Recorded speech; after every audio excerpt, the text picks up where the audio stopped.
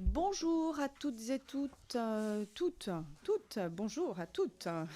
Bien. Le mesdames, messieurs, on va se faire un mesdames. Chers collègues, chers invités EES, donc.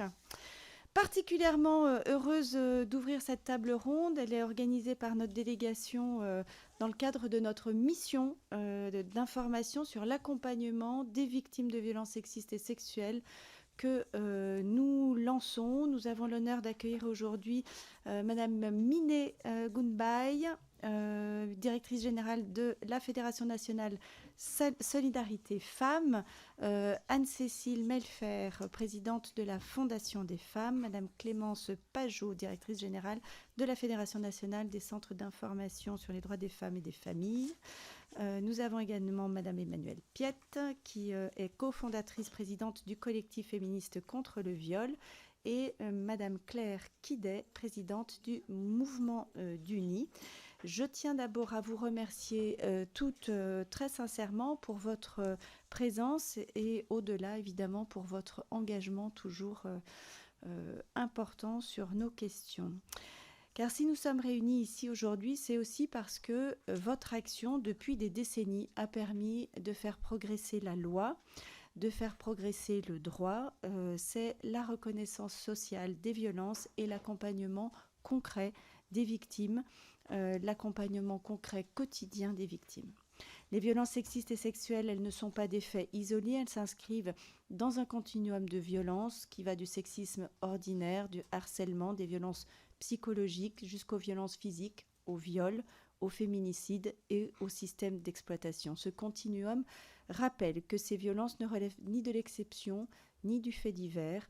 Elles sont un phénomène structurel, enraciné dans des rapports de pouvoir inégalitaires, dans des préjugés qui ont la vie dure. Face à cette réalité, vos associations, elles jouent un rôle absolument central. Vous écoutez, vous accueillez, vous assurez en pratique, vous accompagnez, vous formez, vous alertez. C'est une mission de service public qui est essentielle. Sans vous, il n'y aurait pas d'effectivité des droits des femmes. Les lois votées par le Parlement resteraient pour beaucoup des principes sans traduction concrète dans la vie des victimes. La délégation aux droits des femmes a toujours affirmé son soutien à votre action.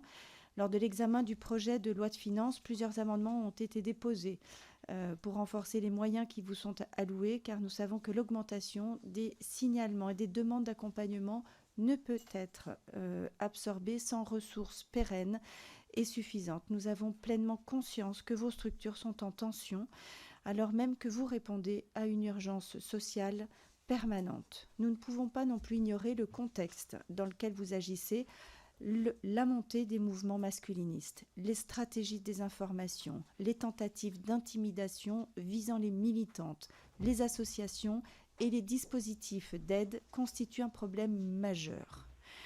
Les attaques inadmissibles dont a fait l'objet le 3919, numéro national d'écoute, en sont une illustration très préoccupante.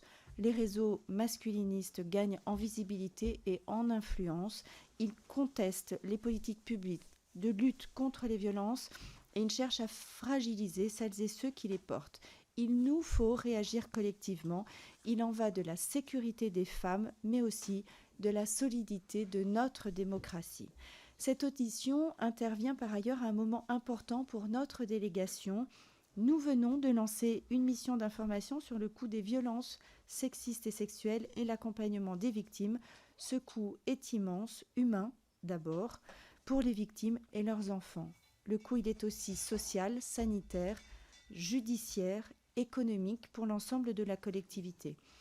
Les rapporteurs de cette mission, Mesdames Josso et Le Boucher, que je salue, poseront dans un instant un certain nombre de questions afin d'éclairer nos travaux et d'objectiver ces réalités. Je souhaite également rappeler que le mouvement associatif féministe a su formuler de manière collective et structurer des propositions ambitieuses pour transformer en profondeur notre politique publique de lutte contre les violences sexistes et sexuelles.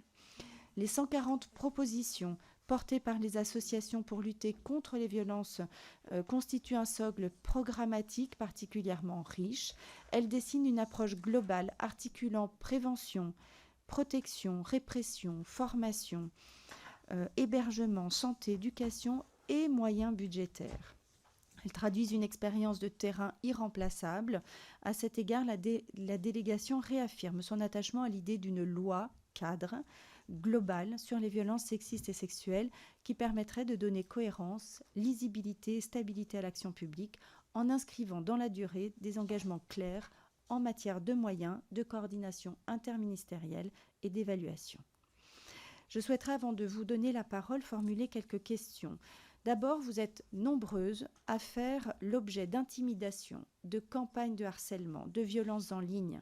Comment évaluez-vous aujourd'hui l'ampleur de ces attaques et quels outils juridiques, techniques ou institutionnels devraient être davantage mobilisés pour que les femmes militantes, professionnelles, victimes soient protégées et non réduites au silence? Ensuite, la question des disparités territoriales demeure cruciale entre les grandes métropoles et certains territoires ruraux, ultramarins ou fragilisés. L'accès aux dispositifs d'accompagnement peut varier fortement. Quels sont, selon vous, les territoires qui risquent d'être oubliés? Comment garantir une égalité réelle d'accès aux droits sur l'ensemble du territoire de la République? Enfin, comment améliorer la cohérence de nos politiques pour qu'elles soient centrées sur les victimes? Je pense à l'articulation entre information juridique, accompagnement médico-social et parcours judiciaire pour éviter les ruptures dans le parcours des victimes. Mesdames, votre parole est précieuse pour nos travaux, elle est aussi indispensable pour nos politiques publiques. Pour que ces politiques publiques soient à la hauteur des enjeux, je vous remercie. Je vais vous céder la parole maintenant pour 5 minutes chacune. Et puis ensuite, nous aurons nos rapporteurs et nos orateurs de groupe. Voilà, je vous laisse vous organiser entre vous, ou vous voulez que je donne la parole qui veut démarrer? Voilà. Anne-Cécile Malfer, je crois que vous devez nous quitter. Je vous laisse démarrer. Merci beaucoup, Madame la Présidente. Merci à vous, Mesdames les députées. Je suis absolument ravie de vous entendre défendre cette loi intégrale, les 140 mesures portées par plus de 150 associations. Merci beaucoup de prendre ces mesures en compte, de les étudier, de les porter avec nous. C'est vraiment un débouché. C'est notre plus grand bonheur en tant qu'association quand on voit que les propositions et ce qu'on conteste sur le terrain trouvent un écho dans ces assemblées. C'est vraiment très, très important. Merci en particulier à Sandrine aussi pour les efforts que tu déploies. Merci Céline. C'est vraiment très, très important. Et effectivement, comme vous l'avez souligné, au cœur de ces 140 propositions, il y a bien sûr la question budgétaire. Avant de rentrer, de vous donner quelques éléments que nous avons collectés à la Fondation des femmes tout au long de l'année 2025 sur la santé financière des associations en France. Je répondrai à la première question posée sur le harcèlement. Merci de nous donner l'opportunité aussi effectivement d'en parler. Côté Fondation des femmes, on a pu voir à la fois autour du 7 octobre 2023 et plus récemment en septembre aussi, je dirais que c'est presque une tactique, en tout cas un objectif de diviser les femmes et d'essayer de faire croire aux femmes que les féministes et les associations en particulier d'aide aux femmes n'aideraient pas toutes les femmes. Autour du 7 octobre, on l'a vu avec cette idée que peut-être les associations féministes françaises, les associations qui viennent en aide aux femmes et en particulier aux femmes victimes de viols de guerre, ne seraient pas attentives à la situation des femmes en Israël et du coup la résonance en France aussi, nous on l'a entendu, de femmes françaises juives qui pensaient du coup qu'on ne leur viendrait pas en aide si ça leur arrivait. Et ça, c'est de la diffamation, c'est des mensonges qui ont été énormément répandus sur les réseaux, malgré le fait qu'en tout cas côté Fondation des femmes, on a bien sûr reconnu l'existence de ces viols de guerre.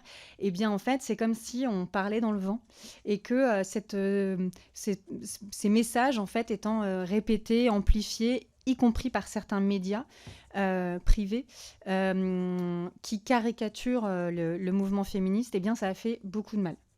on a vraiment senti une division entre les femmes. On a senti que des femmes, de par leur religion, tout à coup ne se sentaient plus représentées. Et elles le pensaient sincèrement. Moi, j'ai eu des femmes qui pleuraient au téléphone. Et ça, c'est dramatique. Et puis, le deuxième moment où j'ai vu ça aussi, c'était là, en septembre-octobre, par rapport à cette... jeune femme, Claire Géronimi, qui a été victime d'un viol par une personne sous OQTF. Et elle était d'ailleurs, une autre femme a également été victime du même homme le même jour. Elle s'appelle Mathilde, on est en lien avec elle. Malgré le fait que nous avons répondu à Madame Géronimi, nous en avons les preuves, les traces d'échanges par mail avec cette femme à qui on fait comme toujours, on rebascule vers les associations les plus pertinentes de notre réseau, en l'occurrence sur le viol, le collectif contre le viol. Eh bien, c'est répandu dans les médias, et en particulier les mêmes médias d'ailleurs, très conservateurs, l'idée que la Fondation des femmes, et au-delà de la Fondation des femmes, de toute façon pour les gens c'est tout pareil, donc les associations féministes n'aideraient pas les femmes victimes de viols par des personnes étrangères. Et ça, c'est à nouveau une manière de vouloir diviser les femmes, parce que une des choses qui bloque l'ascension de l'extrême droite dans tous les pays, c'est le vote des femmes. Et donc diviser les femmes, c'est quelque chose qui est une stratégie électorale en fait. Et on est dans ce combat-là et nous sommes la cible. Et moi, j'ai bien peur que dans les 12 prochains mois, il y ait à nouveau des campagnes de diffamation, de dénigrement des associations. Donc attention à ce qui circule sur les réseaux. Et nous, on va essayer au maximum de communiquer sur le fait que, bien évidemment, nous aidons toutes les femmes, peu importe la religion, l'origine ethnique, on s'en fiche de qui les viole. De toute façon, on est toutes les femmes. Et ça, c'est un message que je pense qu'il est important de bien diffuser. Et attention du coup aux différentes associations, parce que c'est par ces messages-là aussi, malheureusement, qu'on porte atteinte aux associations féministes et donc au féminisme en général.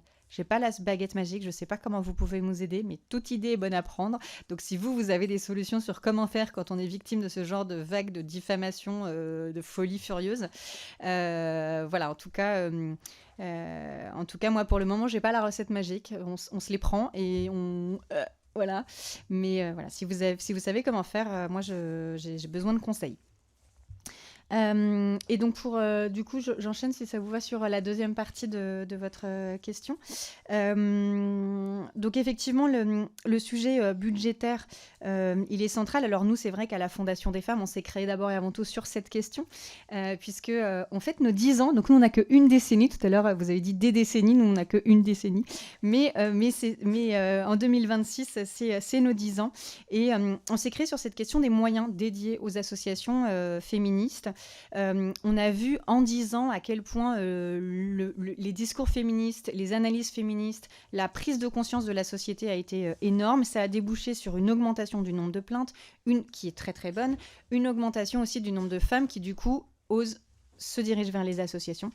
Et face à ça, évidemment, des frais forcément engendrés qui vont exploser. Et concrètement, ce qu'on peut voir en termes d'importance de financer, de soutenir les associations dans leur démarche aux côtés des femmes victimes de violences sexuelles qui se dirigent vers la justice. Pas plus tard que la semaine dernière, on a soutenu la jeune Milly. Alors c'est le collectif Féministes contre le viol qui l'a accompagnée au procès, parce que c'est une jeune femme, vous en avez sûrement entendu parler, qui est très d'origine très modeste. Elle n'avait pas l'argent pour prendre le train, pas l'argent pour s'habiller, pas l'argent pour prendre un hôtel avec sa mère pour venir. Elles étaient seules, elles étaient toutes les deux. Elles pouvaient pas, d'ailleurs sa mère pouvait pas prendre de congé, donc elle avait un arrêt maladie pour venir pendant ce procès. Et le fait qu'on ait pu l'entourer et l'aider, ça a été vraiment, je pense, déterminant pour qu'elles puissent confronter leurs agresseurs.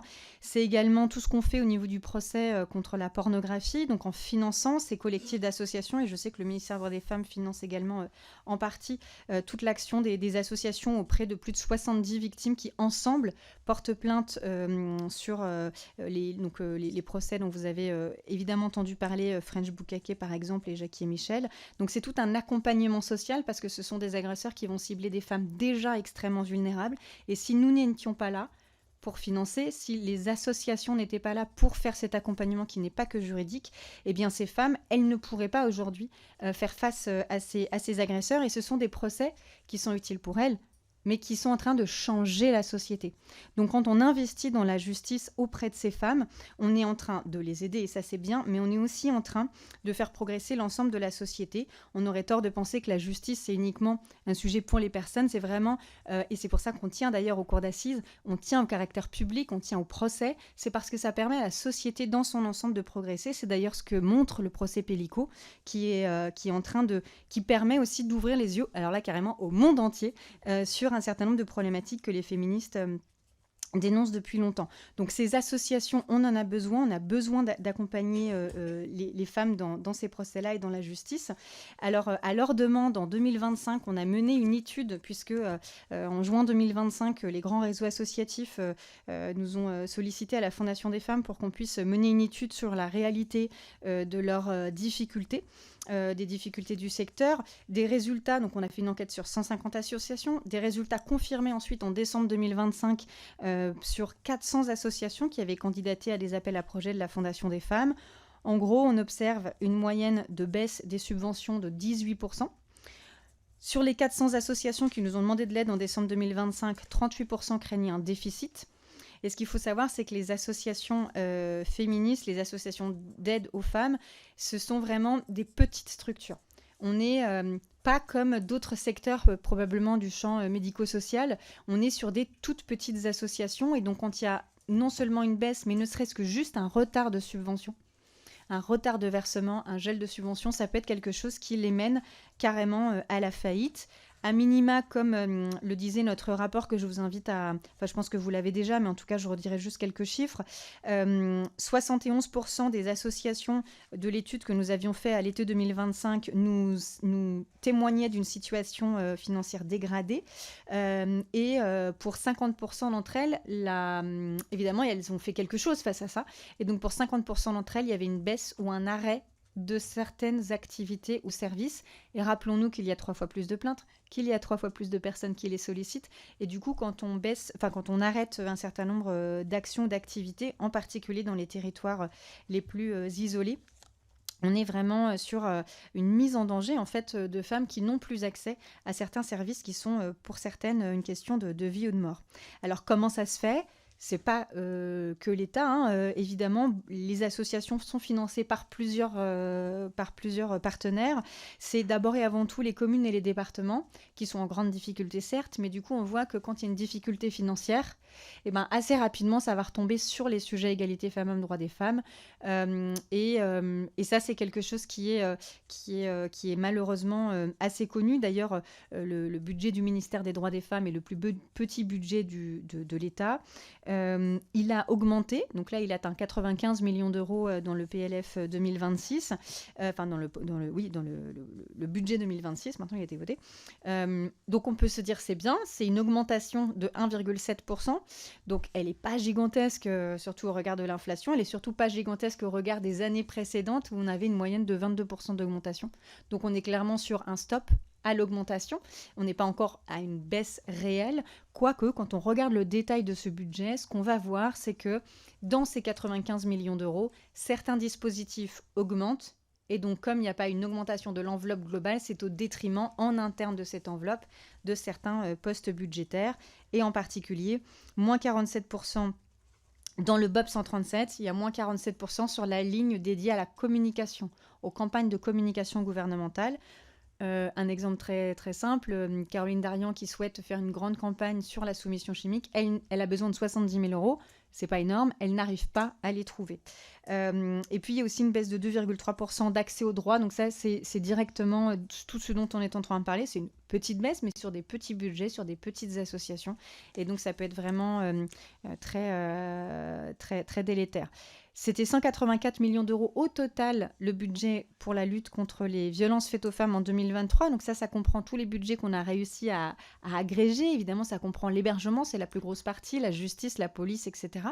Donc c'est 184 millions. Le Sénat en trouvait un petit peu plus, je crois, à peu près 250. Peu importe, on n'est pas à 70 millions d'euros près. Ce qu'on voit dans tous les cas, c'est qu'il faudrait 2,6 milliards, donc on est à 20 à 30 fois moins que ce qu'il faudrait.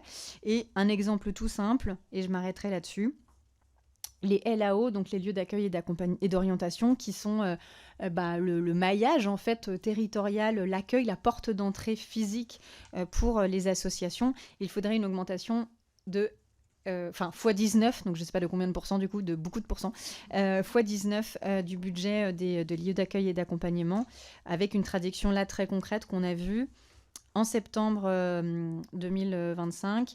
Le LAO de Bagnolet, qui s'appelle Power, accueillait Majda, une jeune femme qui est co-victime d'un féminicide. Sa tante a été tuée à la hache devant elle en gare de Gagny, donc elle a essayé de s'interposer, elle a pris des coups de hache.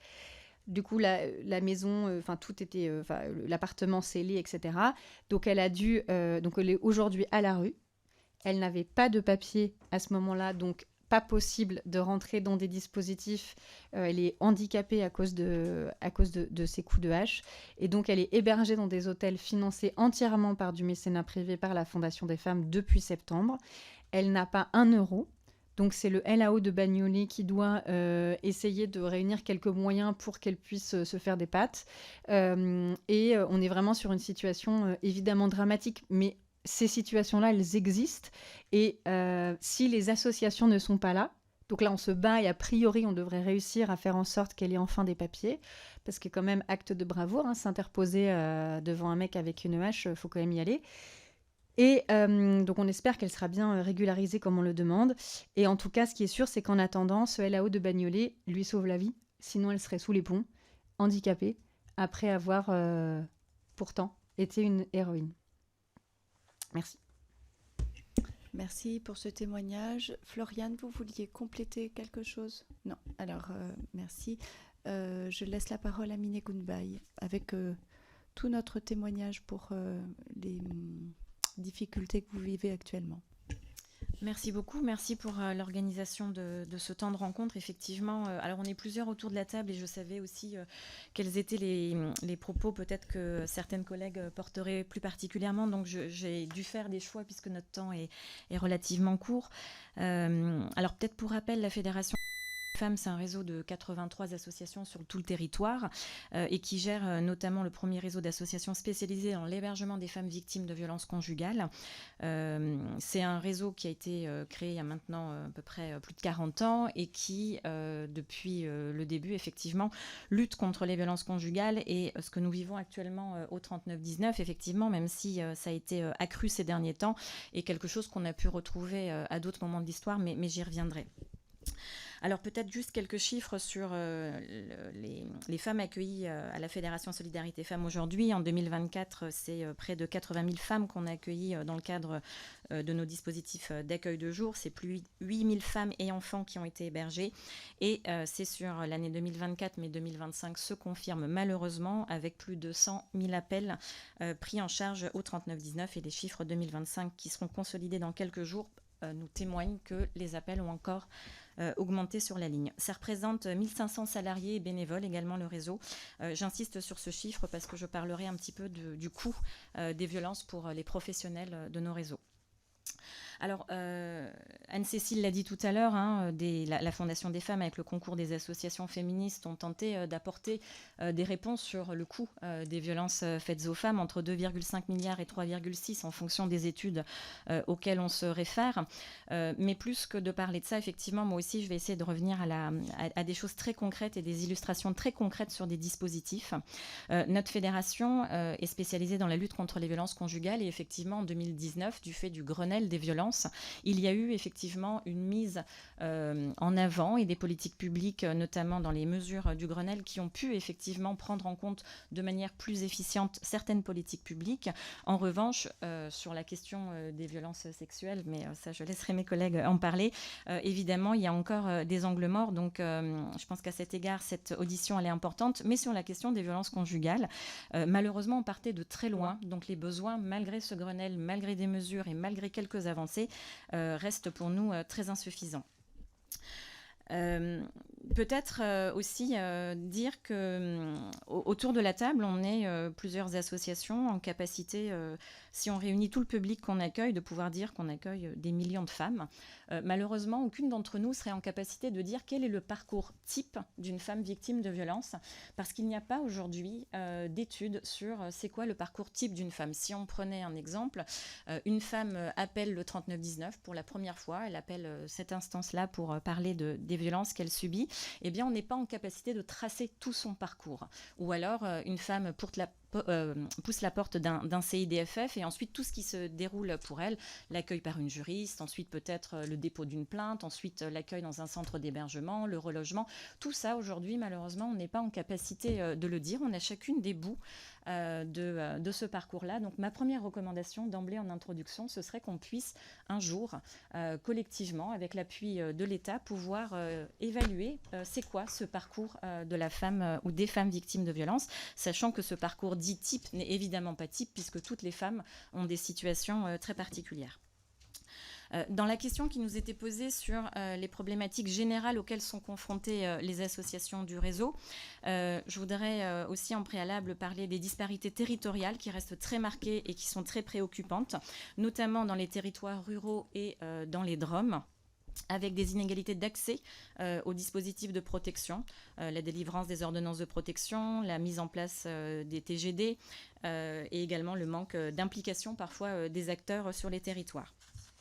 Également, les disparités territoriales ont comme incidence aussi l'hétérogénéité des pratiques policières et judiciaires. Donc ça, c'est des remontées qu'on a assez régulièrement par le biais du 3919. Et puis des difficultés d'accès aux droits. Alors quand on parle d'accès aux droits, c'est évidemment l'accès physique, géographique, mais aussi parfois le manque de services publics dans ces territoires ruraux, périurbains ou plus spécifiquement dans les DROM. Il y a également trois publics, alors il y en a sans doute plein d'autres, mais trois publics qui nous semblent être un peu des angles morts des politiques publiques. La question des enfants. Victimes des violences conjugales ici en l'occurrence, puisque les places en structure d'hébergement ne sont pas fléchées et le parcours, si on essaye de tenter de faire le parcours des femmes victimes, en revanche, le parcours des enfants victimes des violences conjugales, lui, est un impensé quasi complet. Un autre public angle mort, c'est les femmes étrangères, victimes rencontrent des obstacles spécifiques, alors du fait parfois de la barrière de la langue, par méconnaissance de leurs droits, mais aussi du fait de violences administratives accrues. Et ici, j'alerte sur le fait que dans certains territoires, du fait peut-être de prérogatives élargies des préfets, se pose la question de l'inconditionnalité de l'accueil des femmes dans certaines structures d'hébergement d'urgence. Donc voilà, nous serons particulièrement attentives à ce que le droit soit pleinement respecté. Et puis des jeunes filles aussi qui sont particulièrement exposées. Ça, ce sont des chiffres qui remontent de plus en plus. Et d'ailleurs, les statistiques le disent. C'est 72% des mineurs victimes de violences sexuelles et de viols qui ont moins de 15 ans. Et dans le rapport du Grevio de l'année dernière, ce chiffre-là est aussi particulièrement mis en avant. Maintenant, pour éclairer avec des exemples un peu spécifiques de nos structures d'hébergement, j'aimerais évidemment m'attarder sur une de nos spécificités qui est la question de l'hébergement pour les femmes victimes de violences et de leurs enfants. Au 31 décembre 2024, il y aurait 11 172 places d'hébergement qui seraient dédiées aux femmes victimes de violences. C'est à peu près un doublement des places depuis le Grenelle. Alors évidemment, on s'en félicite et c'est en cela que je disais en propos introductif que c'est une véritable avancée due au Grenelle des violences. Malheureusement, ce nombre de places est indéniablement insuffisant puisque en matière de demande, eh bien, nous avons aussi porté un discours de libération de la parole et des femmes se saisissent de nos dispositifs, mais malheureusement trouvent porte close puisque nous n'avons pas assez de places d'hébergement. On donnait un exemple des nuitées hôtelières. Nous avons aussi recours à des mécènes privés pour pouvoir mettre à l'abri en attendant de trouver une place en structure d'hébergement des femmes. Et malheureusement, depuis 2020, ce qu'on note, c'est qu'il y a une fuite en avant sur ces nombres de places de nuitées hôtelières, ce qui nous pose une vraie difficulté puisqu'on se substitue à une fonction régalienne de l'État. Une autre problématique sur la question de l'hébergement, c'est la question des associations spécialisées. J'en ai déjà parlé dans plusieurs auditions, hein, mais aujourd'hui, nous, les associations spécialisées dans l'accueil des femmes victimes de violences conjugales, on est confrontés également à cette mise en concurrence avec des très grands groupes qui sont aussi nécessaires dans la prise en charge des publics. En revanche, nous n'avons pas, nous, la capacité de répondre à des gros appels à projets.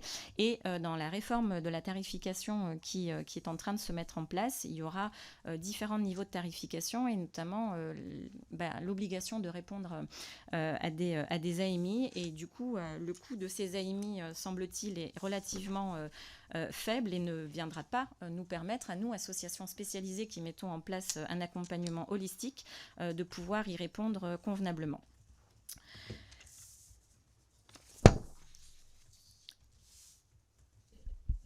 Sur la question des places d'hébergement, juste pour terminer peut-être là-dessus, dire que nous, ce qu'on demande aujourd'hui, c'est la création de plus de 12 000 places encore, parce que en fait, nous avons besoin de pouvoir loger ces femmes dans de bonnes conditions et de pouvoir aussi créer des logements accessibles à ces femmes, parce qu'en fait, aujourd'hui, ce qu'on a pu observer dans notre réseau, c'est que le temps passé en centre d'hébergement a doublé. Donc on nous demande à faire sortir ces femmes, et la réforme de la tarification participe en fait du fait de quand on rentre en CHRS, l'idée c'est de pouvoir accéder au logement, mais ça c'est une injonction paradoxale puisqu'on ne construit plus de logement social suffisamment accessible. Donc en soi-même la réforme peut sembler caduque parce que nous sommes dans l'incapacité de pouvoir reloger ces femmes, et dans les préconisations positives avec la région Île-de-France, nous avons un partenariat qui nous permet de reloger les femmes dans un temps assez record. Donc voilà, nous appelons aussi peut-être à ce que des recommandations puissent permettre de faire des pressions auprès des bailleurs pour porter cette question du relogement des femmes en situation de violence.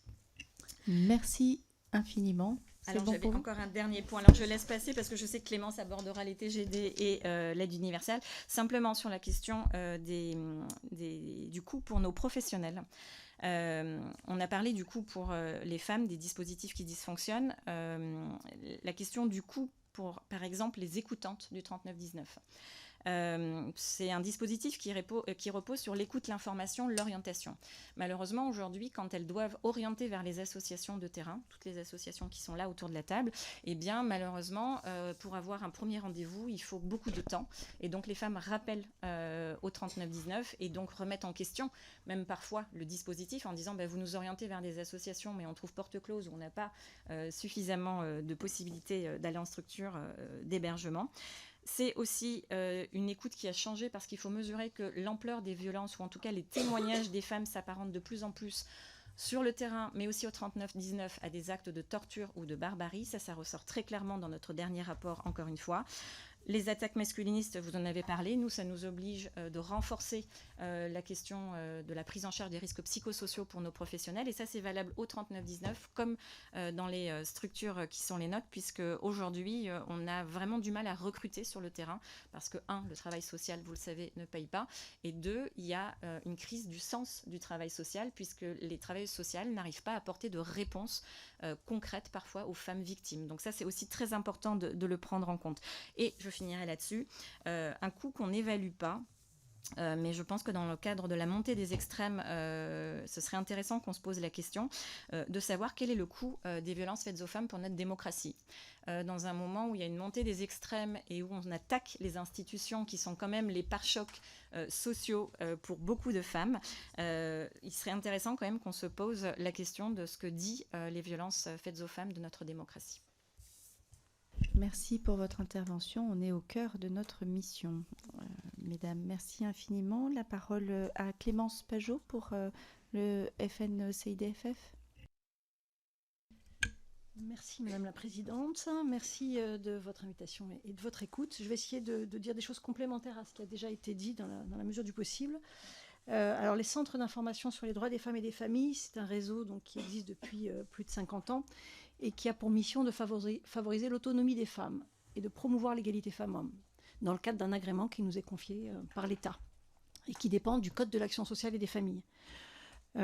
Aujourd'hui, le réseau compte 98 associations qui, en 2024, on va avoir bientôt nos chiffres 2025, ont informé 63 421 femmes victimes de violences sexistes et sexuelles. Sur 150 000 femmes reçues individuellement dans les CIDFF, 63 000 étaient victimes de violences sexistes et sexuelles, contre 51 000 en 2023. Donc c'est 25%, quasiment 25% d'augmentation.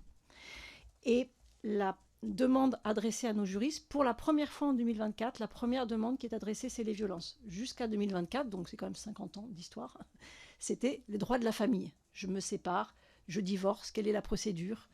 Alors très souvent, derrière ces demandes, on identifie aussi des cas de violence.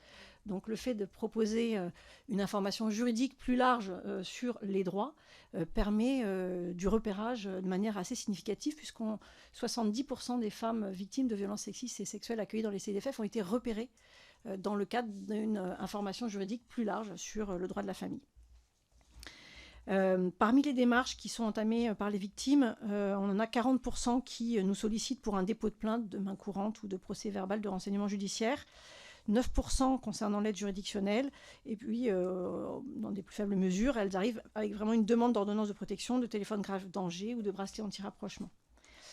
Les CIDFF, à l'instar aussi d'associations du réseau Solidarité Femmes, portent des dispositifs de l'État, comme les accueils de jour, les LEAO, les postes de référents départementaux sur les violences, accompagnent les bénéficiaires du téléphone grave danger, du bracelet anti-rapprochement et accompagnent également les victimes dans les démarches pour obtenir l'ordonnance de protection, qui est une démarche au civil. Donc le fait que nos associations et nos juristes soient à la fois formés sur le droit pénal, mais aussi sur le droit de la famille, permet d'accompagner les femmes sur les demandes d'ordonnance de protection. D'ailleurs, on est en train de finaliser une étude sur l'ordonnance de protection, une étude à la fois qualitative et quantitative que l'on va présenter au mois d'avril et qui permet de mesurer pour la première fois les bénéfices de l'ordonnance de protection en matière de protection des femmes. Savoir exactement, au-delà des critères d'attribution ou de refus, il y a déjà eu des études là-dessus, mais d'analyser en quoi l'ordonnance de protection protège les femmes réellement et qu'est-ce qui se passe à l'issue d'une ordonnance de protection, quels sont les dispositifs qui prennent le relais. Pour compléter cette audition, on aura des éléments complémentaires sur notamment les disparités dans l'accès à l'ordonnance de protection. Juste un autre point d'introduction, nos équipes sont des équipes pluridisciplinaires. C'est ce qui permet ce repérage, mais ce qui permet aussi de répondre à l'ensemble des besoins que rencontrent les femmes victimes de violences dans leur parcours de sortie des violences, c'est-à-dire à la fois connaître ses droits, connaître la procédure, mais également recevoir un soutien psychologique et une aide à l'insertion professionnelle, qui est souvent une condition du départ. Avoir une autonomie économique. Voilà. Alors, j'en viens à la question des disparités. Concernant la question de l'accès au droit, puisque je vous disais, c'est souvent un point d'entrée. Et je pense que, à l'instar de ce que disait tout à l'heure Mine Gunbay, on a effectivement des difficultés à pouvoir vraiment retracer le parcours des femmes victimes de violences. Mais un constat que l'on fait aussi, et qui est plus positif, c'est de dire le fait d'avoir de multiples points d'entrée est un gage d'efficacité. C'est-à-dire le fait de ne pas avoir un guichet unique pour les violences, mais d'avoir la possibilité pour une femme victime de violence d'être repérée à l'hôpital, en allant porter plainte auprès d'une association, d'un service social, etc. Cette multiplicité des parcours est un gage d'efficacité de la politique publique et puis de l'action collective de protection des femmes victimes de violences. On identifie, nous, une très grande disparité selon les territoires, et ça a été dit à plusieurs reprises, selon le type de territoire, la ruralité, du fait notamment des difficultés d'accès à des dispositifs de droit commun et aux services publics, mais aussi les outre-mer, Minet en a parlé. Je donne juste un exemple. En Polynésie, la Polynésie française, qui est un territoire français, même si avec des règles administratives différentes, mais c'est un territoire grand comme l'Europe. C'est une centaine d'îles réparties sur un territoire grand comme l'Europe, avec des îles sur lesquelles vivent seulement une dizaine, une centaine parfois d'habitants. Comment favoriser l'accès au droit, le repérage et l'aide aux victimes sur un territoire configuré de telle sorte? Et cette problématique qui est exacerbée en Polynésie, elle se retrouve dans tous les territoires d'outre-mer, mais aussi dans la ruralité liée à des problématiques de mobilité, mais aussi d'aller vers. Et donc les dispositifs pour aller vers, et nous chez les CIDFF on porte une quinzaine de bus itinérants, favorisent justement ce repérage et l'accès au droit, mais avec des problématiques de modèle économique, mais J'y reviendrai plus tard si vous le souhaitez. On a des grandes disparités dans la prise de plainte. Et l'étude qu'on va sortir sur l'ordonnance de protection le souligne une fois encore. C'est encore la loterie, selon le niveau de formation des forces de l'ordre, qu'il s'agisse de la gendarmerie. Alors les brigades de protection des familles, les forces de l'ordre qui exercent au sein des brigades de protection des familles sont plutôt très bien formées, mais elles n'ont pas pour vocation de recevoir toutes les victimes. Et c'est certainement une difficulté aujourd'hui parce qu'on a là des forces de l'ordre formées, spécialisées, qui sont en capacité de recevoir les plaintes et de bien les traiter. Il faudrait avoir dans tous les commissariats et dans toutes les gendarmeries des plaintiers, des plaintières spécialisés dans la prise de plainte pour éviter ce que l'on constate encore sur certains territoires, refus de prise de plainte, dénigrement, minimisation des faits, etc. Concernant les inégalités territoriales dans l'accès aux dispositifs de protection, donc nous on a 22 CIDFF qui accompagnent les bénéficiaires du téléphone grave danger et qui nous rapportent des grandes difficultés dans le financement de cette mission d'accompagnement des bénéficiaires de ces dispositifs de protection. Il y a un déploiement de ces dispositifs qui est une bonne nouvelle et qui répond véritablement à un besoin. Donc le nombre de terminaux de téléphone grave danger a beaucoup augmenté. Le nombre donc de bénéficiaires de ces dispositifs augmente. C'est une bonne chose, ça va dans le bon sens. Mais l'accompagnement des bénéficiaires, qui est dévolu aux associations d'aide aux victimes, n'est pas financé à la hauteur du déploiement de ces dispositifs.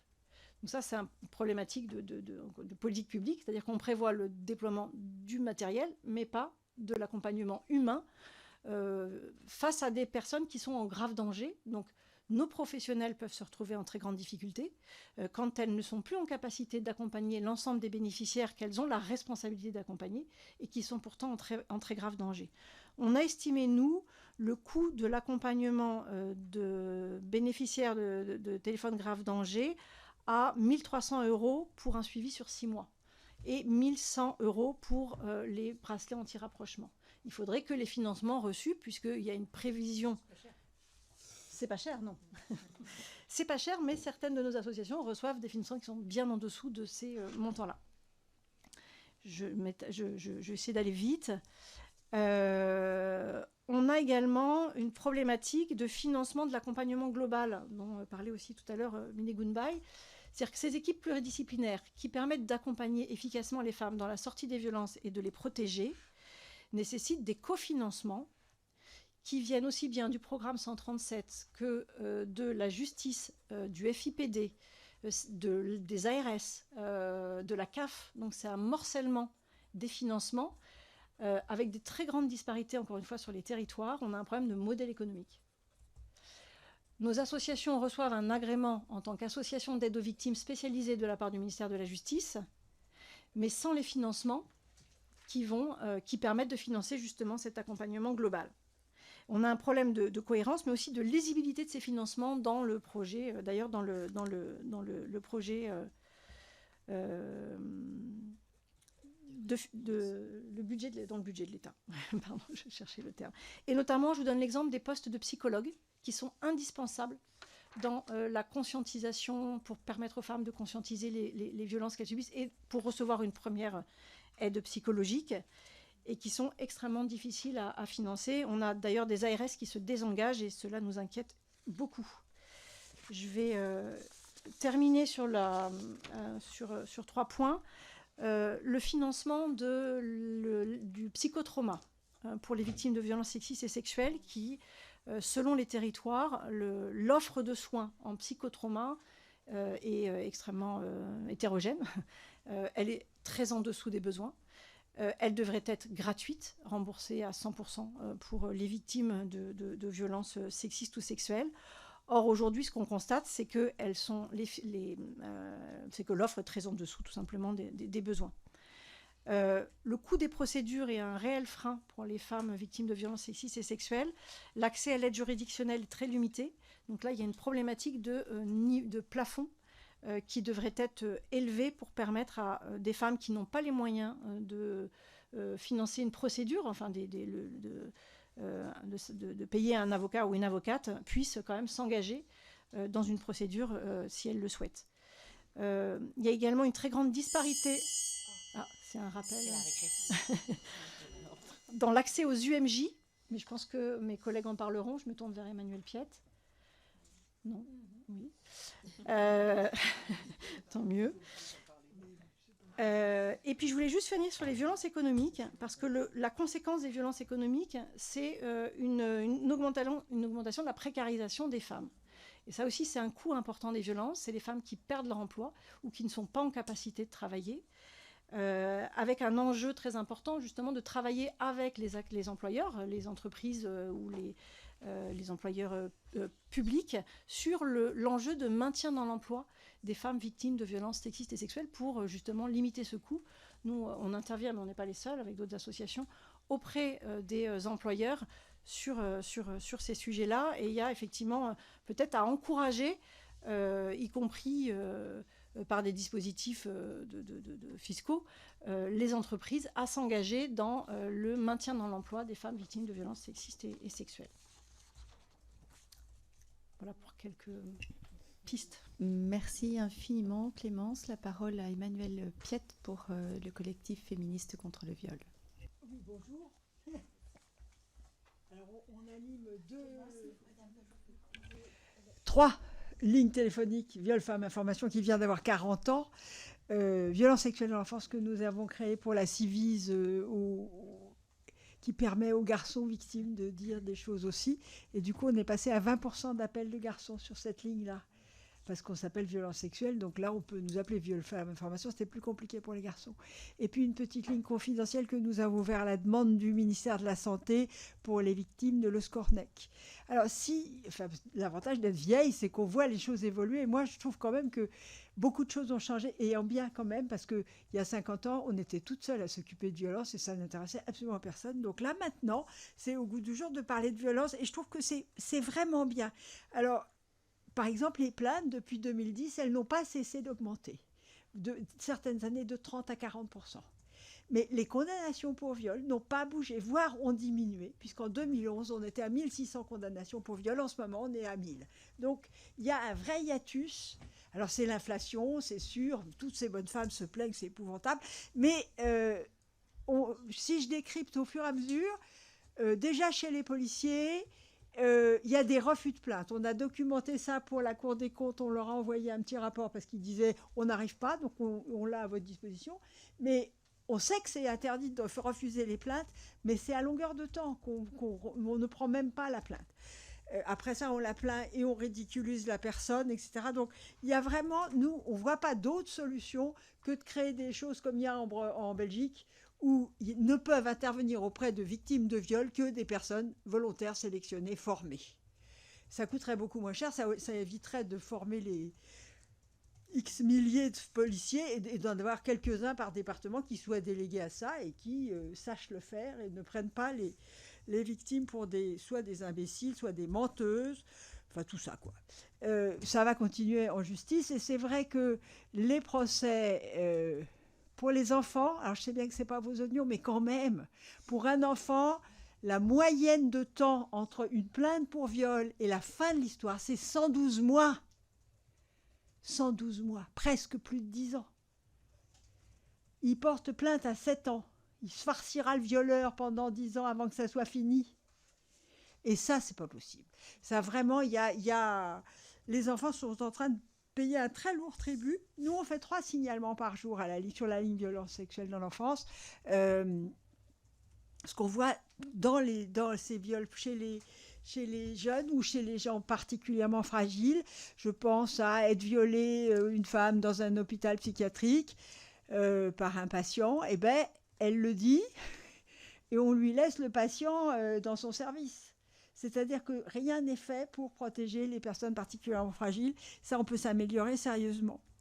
La deuxième chose, c'est que je pense qu'on a parlé des migrantes, mais c'est vrai que, d'une part, pour le SAMU, je pense à la région parisienne, si tu n'as pas un enfant de moins de 15 jours, tu n'es pas prioritaire. Et si tu n'es pas enceinte de plus de 8 mois, tu n'es pas prioritaire. Donc, on a dans la rue des femmes enceintes avec plein d'enfants qui vivent des violences, qui d'abord ont eu un parcours, sont parties de chez elles parce qu'elles avaient été victimes de violences, ont un parcours de violence dans la rue, dans le voyage, dans l'eau, dans tout. Elles ont été violées, noyées, exploitées. Et elles arrivent ici, elles sont dans la rue, elles continuent à être exploitées, et elles ne peuvent pas porter plainte parce qu'elles ont trop peur. Et que d'ailleurs, à défaut, elles ont même raison, parce qu'elles se retrouvent en centre de rétention avec pas les enfants. Non, il y a un vrai problème d'application du droit pour les plus démunis.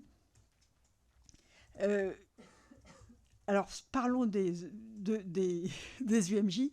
Notre revendication, ça serait quand même qu'on puisse aller déposer, se faire examiner. C'est pour ça que je reviens sur Bruxelles et les CPIV, où la première chose, c'est d'être intéressé, d'arriver à l'hôpital et d'être soigné. Et puis après, on garde les preuves. Et puis après, si tu veux, tu portes plainte, mettez un peu un accompagnement.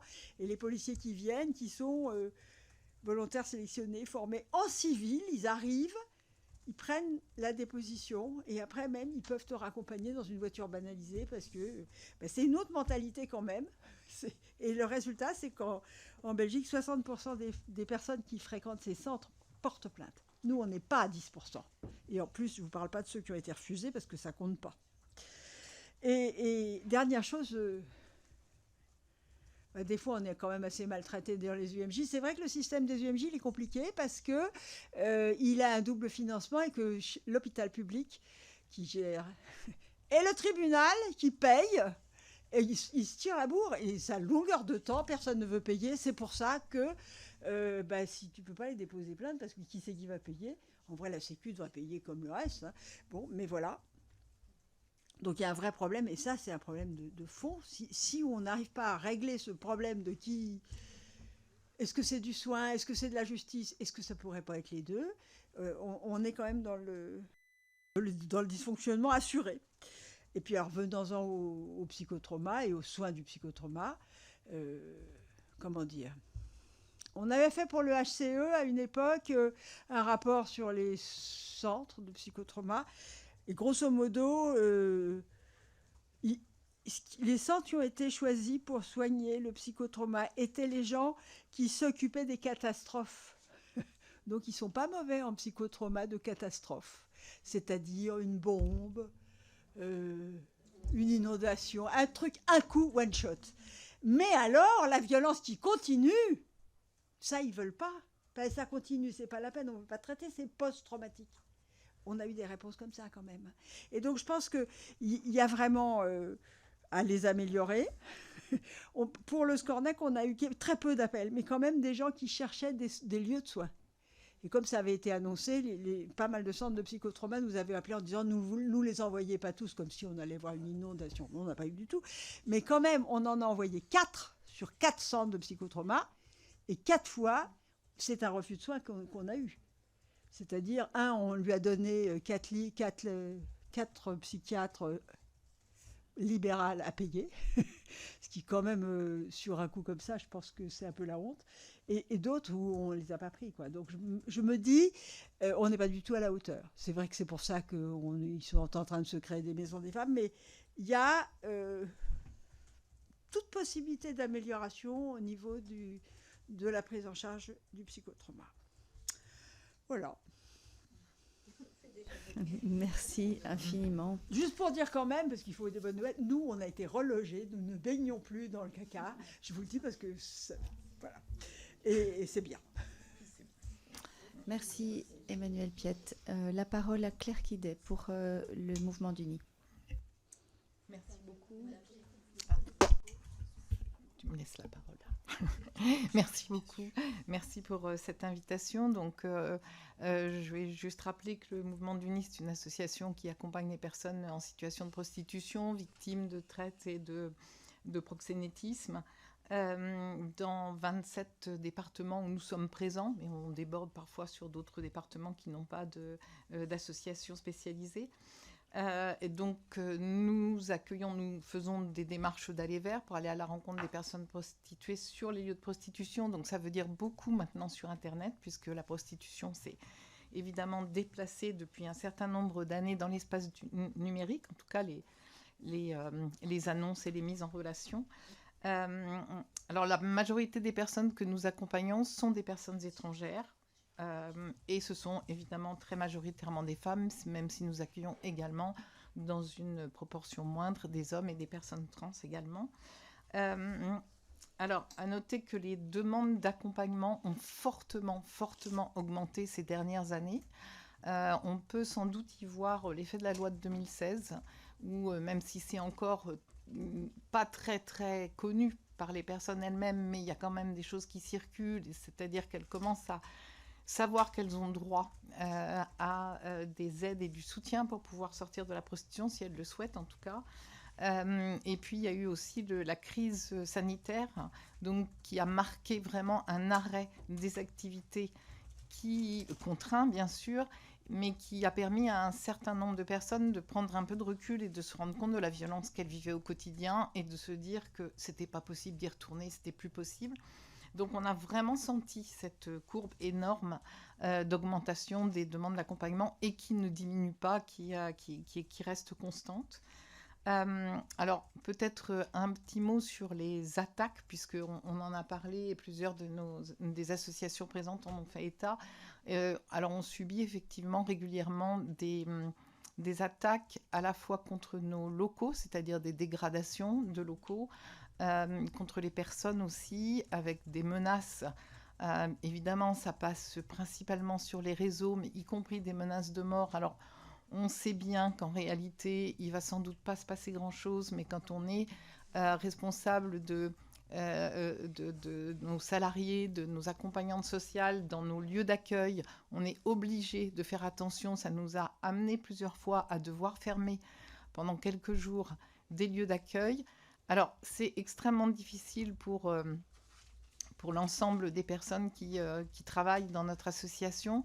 Mais ce que je voudrais aussi faire remarquer, c'est que c'est d'abord au détriment des personnes accompagnées. C'est-à-dire que quand on ne peut plus les recevoir parce qu'on a des locaux qui ont été dégradés, quand on est obligé de fermer, ce sont des personnes qu'on n'accueille pas.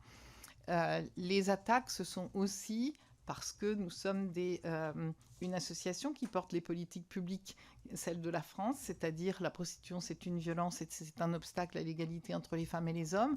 Alors, on est régulièrement traité de transphobe. Parce que quand on est abolitionniste, on est automatiquement transphobe. Je continue à chercher le lien, mais un jour, je trouverai peut-être. Ce qui veut dire qu'un certain nombre de personnes trans qui sont dans la prostitution hésitent à venir passer nos portes pour demander de l'aide parce que elles entendent ça.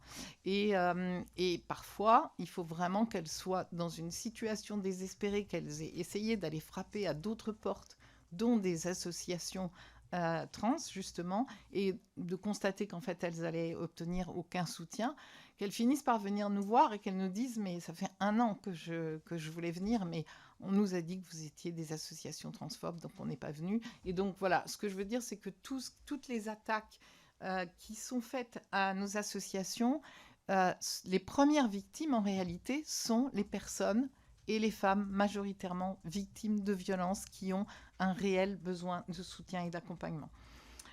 Donc voilà, je voulais juste dire, puis également faire part de la violence dont on a pu être l'objet, notamment lors des manifestations du 8 mars, du 25 novembre, où on est régulièrement attaqué, parfois très violemment. Donc c'est une véritable problématique pour nous. Voilà, je voudrais peut-être rapidement pointer un certain nombre de difficultés et là aussi d'inégalités, de disparités territoriales dans le travail très concret d'accompagnement que nous faisons. Donc là, je vais être vraiment sur le terrain. Nous disposons depuis 2016 d'un outil efficace pour aider les personnes qui sont victimes de prostitution, de proxénétisme ou de traite et qui souhaitent s'extraire de la violence prostitutionnelle par le biais de l'accès à des parcours de sortie de prostitution mis en place par la loi de 2016. Ces parcours de sortie de prostitution sont délivrés par des commissions départementales de lutte contre le système prostitutionnel qui sont installées dans chaque département sous l'autorité des préfets. Or, ce que nous constatons, et ça se durcit de manière vraiment très, très marquée, c'est là depuis 1 ou 2 ans de manière vraiment très forte, c'est que les accès au parcours de sortie sont de plus en plus entravés localement. Et ils sont vraiment beaucoup trop soumis à l'arbitraire des préfectures qui vont appliquer la loi de manière extrêmement élastique.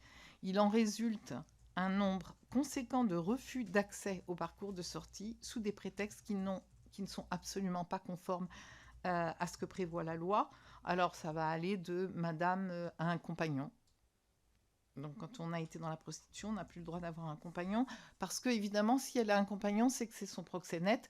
Donc, si on lui donne un parcours de sortie, donc des papiers, il va pouvoir continuer à la prostituer tranquillement, même si tout le travail d'accompagnement que font nos associations en amont avant de présenter des dossiers devant les commissions départementales, bien sûr que ce sont des choses auxquelles on fait extrêmement attention et qu'on est quand même à peu près sûr de nous quand on va présenter un dossier.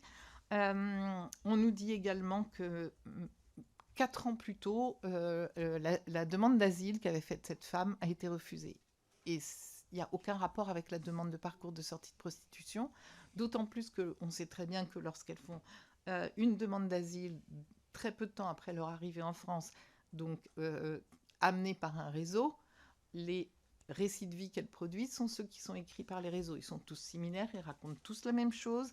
Alors il y a des modes, hein, il y a eu l'époque où elles avaient toutes le sida, puis il y a eu les modes où elles étaient toutes lesbiennes, puis il y a eu...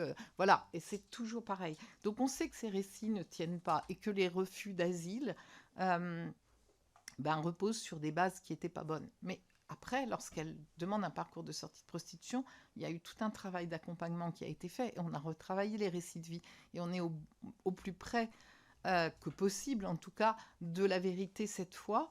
Et par ailleurs, ce sont 2 dispositifs qui n'ont rien à voir. Demander l'asile et demander un parcours de sortie de prostitution ne devraient jamais être mis en corrélation. Donc on a ça beaucoup aussi. Et puis je vous passe, voilà, madame a arrêté la prostitution depuis trop peu de temps. Donc on n'est pas sûr qu'elle veuille vraiment quitter la prostitution. Mais dans le département à côté, on nous dit... Mais ça fait déjà plusieurs mois qu'elle a arrêté. Bon, elle n'a plus besoin d'un parcours alors. Donc elle a arrêté depuis trop longtemps ou depuis pas assez longtemps. Juste quelques petits exemples pour vous montrer que c'est extrêmement compliqué de pouvoir défendre des dossiers dans de telles circonstances. Et puis pire encore, nous avons certains départements, et je ne vais pas les citer, je vais leur faire, mais ça me démange, où à l'issue d'un parcours de sortie de prostitution, 2 ans, la personne qui a trouvé du travail, qui a été accompagnée, qui s'est réinsérée au QTF. C'est-à-dire ou juste après, voilà, au QTF. Et donc, ce qui veut dire aussi le paradoxe, c'est que l'État investit dans des dispositifs. Les personnes vont pouvoir toucher une allocation financière d'insertion. Il y a des accès au logement, etc. Très grâce, en effet. Donc, on investit pendant 2 ans et ensuite pour une OQTF, pour une personne qui le plus souvent, parce que 95% des personnes qui terminent un parcours de sortie de prostitution sont en emploi. Ça veut dire qu'elles travaillent, ça veut dire qu'elles payent des impôts, etc. Donc, il y a vraiment des incohérences qui sont énormes. Et en tout cas, ce que l'on constate, c'est que de plus en plus, les personnes ne sont pas considérées comme des victimes de violences qui souhaitent s'extraire de la prostitution et à qui l'État doit protection et soutien, mais comme des personnes qui rusent, et on l'a entendu, pour obtenir des papiers. Donc c'est un vrai problème, et bien que la ministre Aurore Bergé ait présenté, ça doit faire maintenant bientôt 2 ans, le plan de lutte contre le système prostitutionnel, on voit que les directives ont du mal à redescendre localement ou alors qu'elles sont tout simplement délibérément ignorées. Voilà. Je voudrais aussi dire un tout petit mot sur les difficultés d'accès au logement. Ça a été évoqué, mais je voudrais dire à quel point c'est accru pour les personnes en situation de prostitution. Elles sont souvent exclues du parc d'hébergement d'urgence, du fait de leur situation irrégulière, mais aussi souvent parce que la situation de prostitution fait peur. C'est des personnes compliquées. Nous, on ne trouve pas, mais... Et puis, on ne sait pas comment gérer ça. Mais nous, on les accompagne, même si elles sont hébergées chez vous. Donc, il y a vraiment souvent un refus. Puis parfois, on nous dit, madame n'est pas prioritaire parce qu'elle n'est pas victime de violence conjugale. Alors, c'est très bien que les personnes victimes de violences conjugales soient prioritaires pour avoir accès à un logement. C'est méconnaître très souvent le fait que énormément de femmes sont prostituées par leurs compagnons ou que leurs proxénètes pendant un temps et leurs compagnons... donc c'est une forme de violence conjugale aussi. Et en tout cas, ça vient complètement à l'encontre du principe d'universalité de l'hébergement d'urgence en France, qui a d'ailleurs été rappelé en 2024 par le Conseil constitutionnel. Je voulais quand même le noter. Et là aussi, ce que je voudrais noter, c'est que cette difficulté se trouve encore accrue lorsqu'il s'agit de personnes trans. Dans les disparités que nous pouvons noter aussi dans l'accès aux droits, c'est tout ce qui tourne autour de l'accès à la justice. Je ne reviendrai pas sur la difficulté de porter plainte et la manière dont les personnes sont reçues. Imaginez quand c'est une personne en situation de prostitution qui vient porter plainte pour violence sexuelle, voire pour viol, et à qui on dit gentiment « Madame, c'est le risque du métier ». Donc, les difficultés de porter plainte.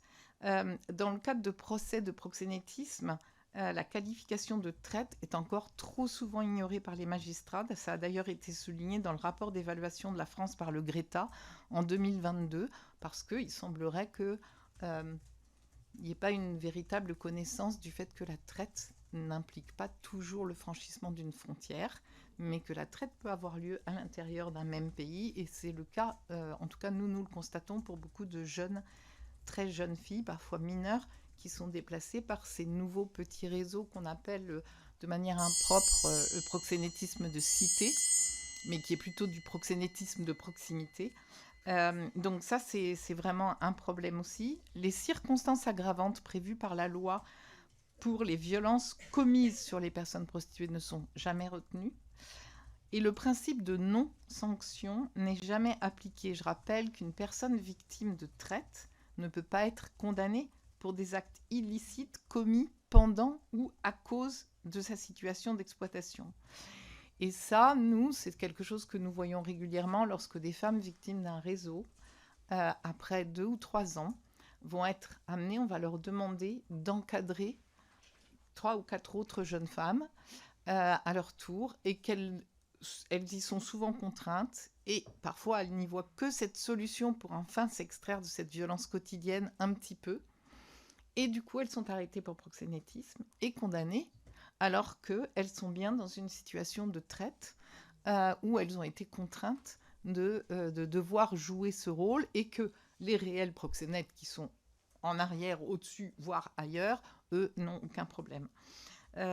Et puis, par rapport à ces difficultés de recours à la justice et de faire valoir un certain nombre de points comme ceux que je viens de citer, je voudrais quand même signaler qu'en regard, l'interdiction d'achat d'actes sexuels est peu effective parce que la politique de répression envers les clients n'est pratiquement pas appliquée. Donc, on a les personnes qui se voient dénier l'accès à leurs droits, tandis que ceux qui les exploitent et qui les violent n'ont aucun problème. Et donc, c'est vraiment on pourrait faire des économies en plus, là. Et en plus, on pourrait, en tout cas, l'État pourrait récolter un peu d'argent. Mais voilà. Et juste rappeler que quand même, le fait de toucher la demande est le seul moyen efficace pour contribuer à une baisse de la prostitution et de la traite. Et c'est d'ailleurs ce qui avait motivé le législateur en 2016 pour vraiment intégrer ce... Voilà. Dernière chose, pour l'accès au financement, on constate aussi des inégalités territoriales avec certaines délégations droits des femmes qui ne souhaitent pas financer des associations qui sont trop abolitionnistes et on nous trouve trop militantes, mais qui ne se privent pas d'en financer, qui sont des associations réglementaristes qui militent pour la reconnaissance du travail du sexe, qui sont les mêmes qui nous attaquent. Et donc le paradoxe, c'est que pour se défendre, on va dépenser de l'argent public. Tout ça est complètement incohérent. Voilà, et je vais juste arrêter là, mais dire aussi qu'on a la même incohérence en ce qui concerne l'accompagnement des mineurs en situation de prostitution. Vous le savez, c'est quand même un sujet qui préoccupe tout le monde et on en parle tout le temps et partout. Et en revanche, on nous supprime les subventions qui vont avec l'accompagnement des mineurs. On a perdu notamment une grosse subvention de la DGCS sur le plan mineur, alors qu'on a démultiplié nos actions, nos outils, notre soutien aux professionnels, les formations et les accompagnements, les co-accompagnements de mineurs avec les professionnels de l'ASE qui nous sollicitent tout le temps. Donc là aussi, on a beaucoup d'incompréhension et je vais m'arrêter là. Merci infiniment pour vos propos, pour cet état des lieux extrêmement précis. Merci, vous aurez l'occasion. On va laisser la parole. Juste un petit mot. Alors, je vous laisse fermer votre micro. Et on va laisser la parole à nos deux co-rapporteurs, Élise Leboucher, puis ensuite nous aurons la prise de parole de nos orateurs et vous aurez à ce moment-là, chère Claire, l'occasion de répondre. Merci. Merci Madame la Présidente. J'ai vu avec ma collègue Sandrine Josso, elle me laisse la primeur parce que je vais devoir partir à 17h à peu près en hémicycle. J'ai une contrainte, donc voilà, donc je m'excuse par avance. Merci de prendre le temps de cette audition aujourd'hui. Vous saluez votre travail et votre engagement quotidien, travail qui devient comme de plus en plus compliqué en effet. Oui, par la montée... la montée des situations et les chiffres qui explosent, mais aussi sur l'ambiance en effet actuelle politique. Vous évoquiez la montée d'une extrême particulière quand même qui est très dangereuse pour les droits des femmes. Et donc il y a un vrai enjeu en tout cas à soutenir à vos associations et surtout à pérenniser en effet la question des budgets et des moyens financiers est très important. Donc saluer aussi vos équipes qui sont en première ligne sur le terrain et on sait à quel point c'est pas facile tous les jours, on en a bien conscience. Juste un petit mot dans le cadre de cette mission. Ce matin, on a auditionné un groupe de victimes. C'était une audition assez forte et émotionnellement, mais voilà, ce qu'elles racontent de leur parcours propre, avec des histoires différentes. Voilà, ça rejoint clairement ce que vous racontez, donc c'est assez riche pour nous. Du coup, moi, ma question, deux questions, parce que vous avez dit comme beaucoup de choses. D'après votre expérience, quels sont vraiment les principaux coûts auxquels font face les victimes ? Qu'est-ce qui est mis en place par l'État pour atténuer ou prendre en charge ces coûts ? Et aussi la question des coûts invisibles, dont on parle peu, dont on a beaucoup parlé ce matin, notamment en termes de carrière professionnelle. Des femmes qui nous exposent que si elles font le comparatif aujourd'hui avec des collègues il y a 10-15 ans, au moment où elles ont été agressées, là où elles sont aujourd'hui et là où sont leurs collègues aujourd'hui, la perte dans l'évolution de la carrière, les difficultés autour de mutuelles qui, quand ils voient qu'il y a des mois, voire des années d'arrêt de travail, d'arrêt maladie, discutent un petit peu des contrats. Et puis l'enjeu sur l'impact sur la retraite aussi, une fois que ces femmes partent à la retraite, puisque ça fait des carrières hachées avec une évolution de carrière qui était... Donc ça impacte beaucoup. Donc ça, c'est des questions aussi, des sujets qu'on a eus. C'est difficile concrètement à matérialiser. Et une question sur la prévention. Quelles mesures seraient indispensables, selon vous, pour mieux prévenir les VSS à tous les âges de la vie ? Et je vais poser une question en ayant un peu la réponse, mais je la pose quand même. Si des moyens financiers étaient suffisamment déployés pour la prévention, estimez-vous que c'est un investissement qui permettrait d'économiser des coûts pour les victimes et la société par la suite ? Merci à vous. Et je m'excuse si je pars en cours d'audition, mais j'ai une collaboratrice qui est là et on prend des notes, donc j'écouterai. Merci Élise, Madame la Présidente, chers collègues, mesdames, merci pour vos contributions et je tiens vraiment à saluer tout le travail que vous faites. Voilà l'immense travail et je suis vraiment aussi, je pense comme mes collègues, désolée de constater à quel point parfois vous avez des attaques, des atteintes personnelles diverses et variées et voilà, vraiment merci de nous le transmettre et voilà, on vous dit aussi ô combien on a besoin de vous et sachez qu'on vous soutient voilà, du mieux possible et qu'on continuera à le faire.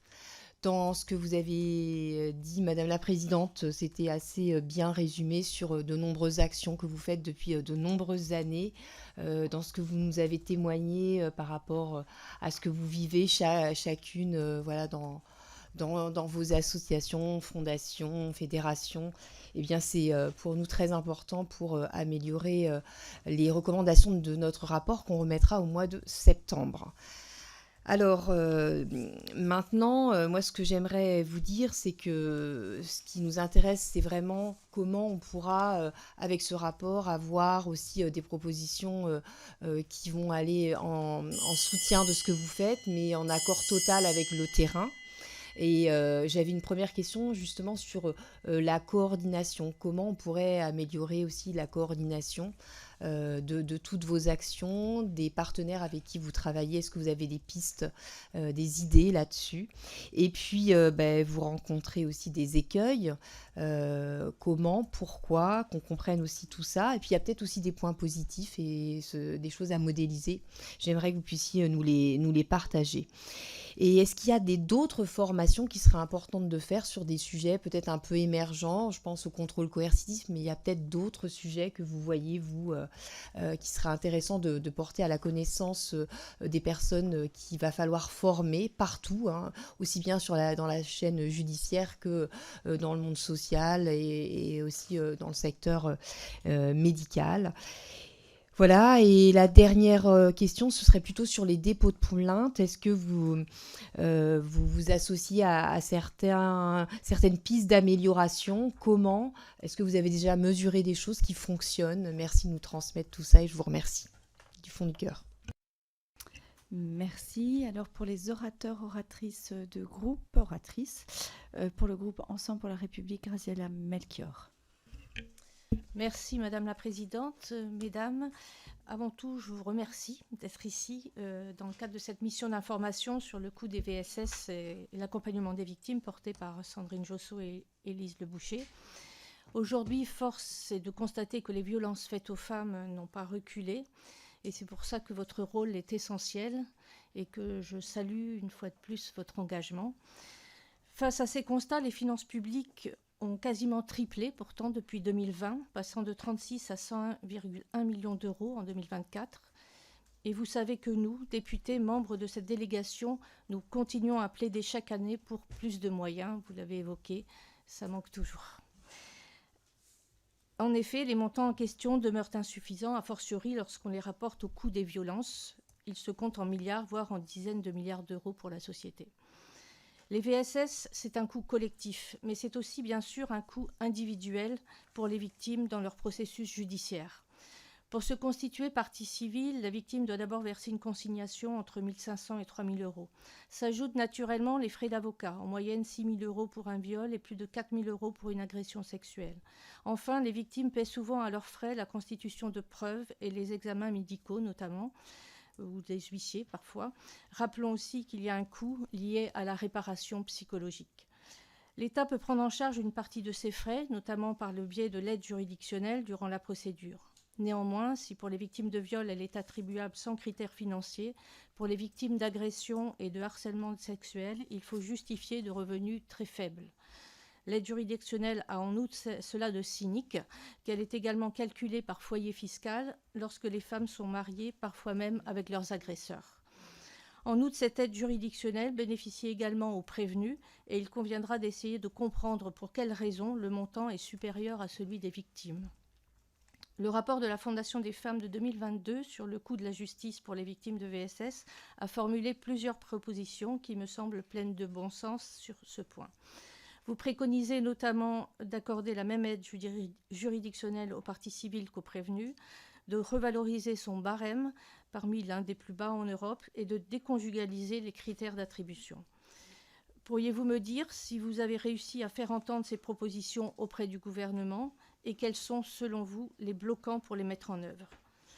En outre, certaines propositions législatives souhaitent supprimer totalement les conditions de ressources pour les victimes.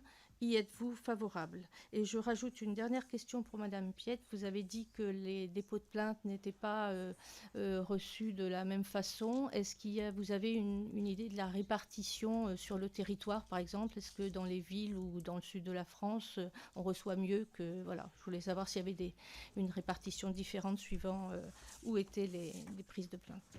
Je vous remercie.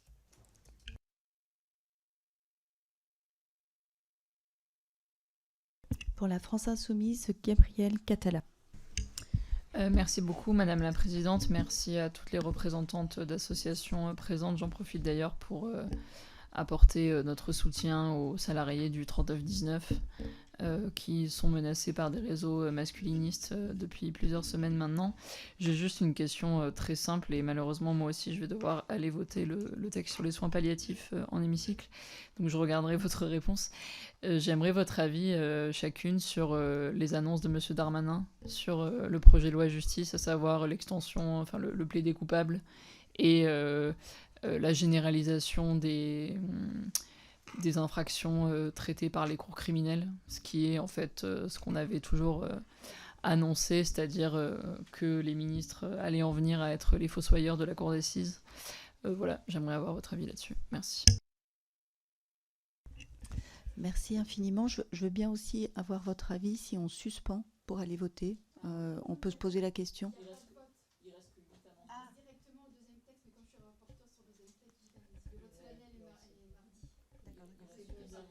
Ok, ça marche. Ok, très bien. Merci. Pour les socialistes et apparentés, Céline Thiébaut-Martinez. Merci Madame la Présidente et merci pour l'organisation de cette table ronde. Merci aussi aux représentants des associations pour l'état des lieux, malheureusement pas très optimiste que vous faites, à la fois sur l'augmentation des violences, les difficultés de la prise en charge, tous les obstacles que vous rencontrez, et puis la montée des masculinismes qui aujourd'hui est une réalité quotidienne et qui vient perturber vos actions et nos actions aussi en tant que féministes, mais dans une moindre mesure bien sûr. Moi je voudrais revenir sur la conclusion de l'intervention d'Anne-Cécile qui est partie, pardon, j'avais pas vu qu'elle était partie en plus, mais c'est pas grave, je suis sûre que vous allez pouvoir répondre.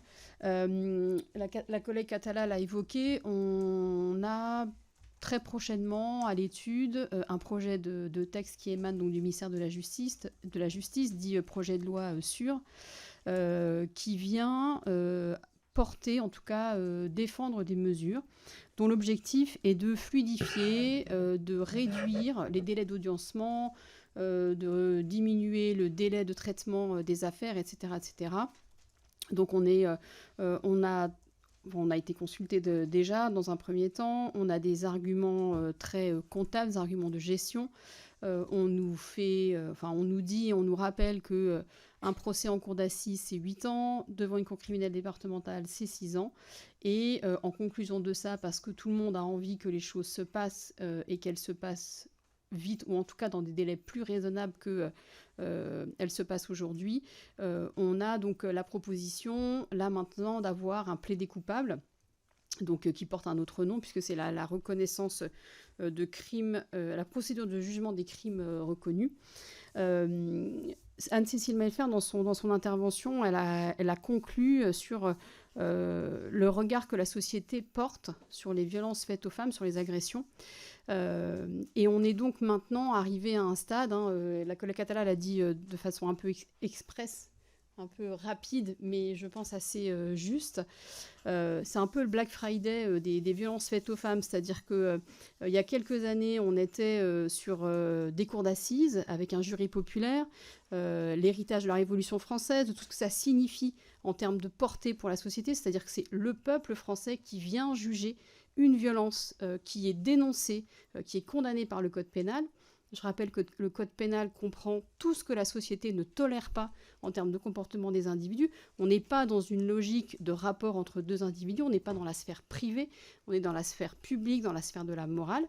Donc on avait au départ ces cours d'assises pour les viols, les agressions sexuelles. Comme on a eu un phénomène de correctionnalisation, parce que déjà on sentait qu'on avait des sujets de timing, de délai de traitement, on est donc passé à la cour criminelle départementale. On s'est aperçu, et un rapport de la commission des lois du mois de juillet qui montre que ça n'a pas tout résolu et largement pas résolu la problématique des délais.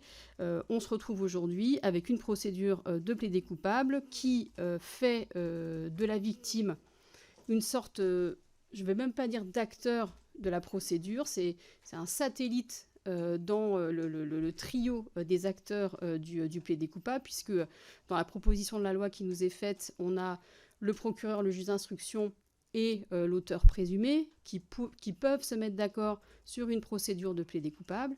Et dans ce schéma-là, une victime qui pourrait exprimer dans un délai assez court sa non-opposition.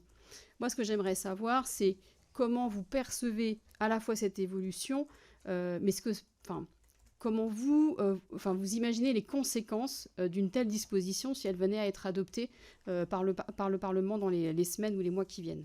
Je vous remercie. Merci. Pour le groupe Horizon, Anne-Cécile Violent.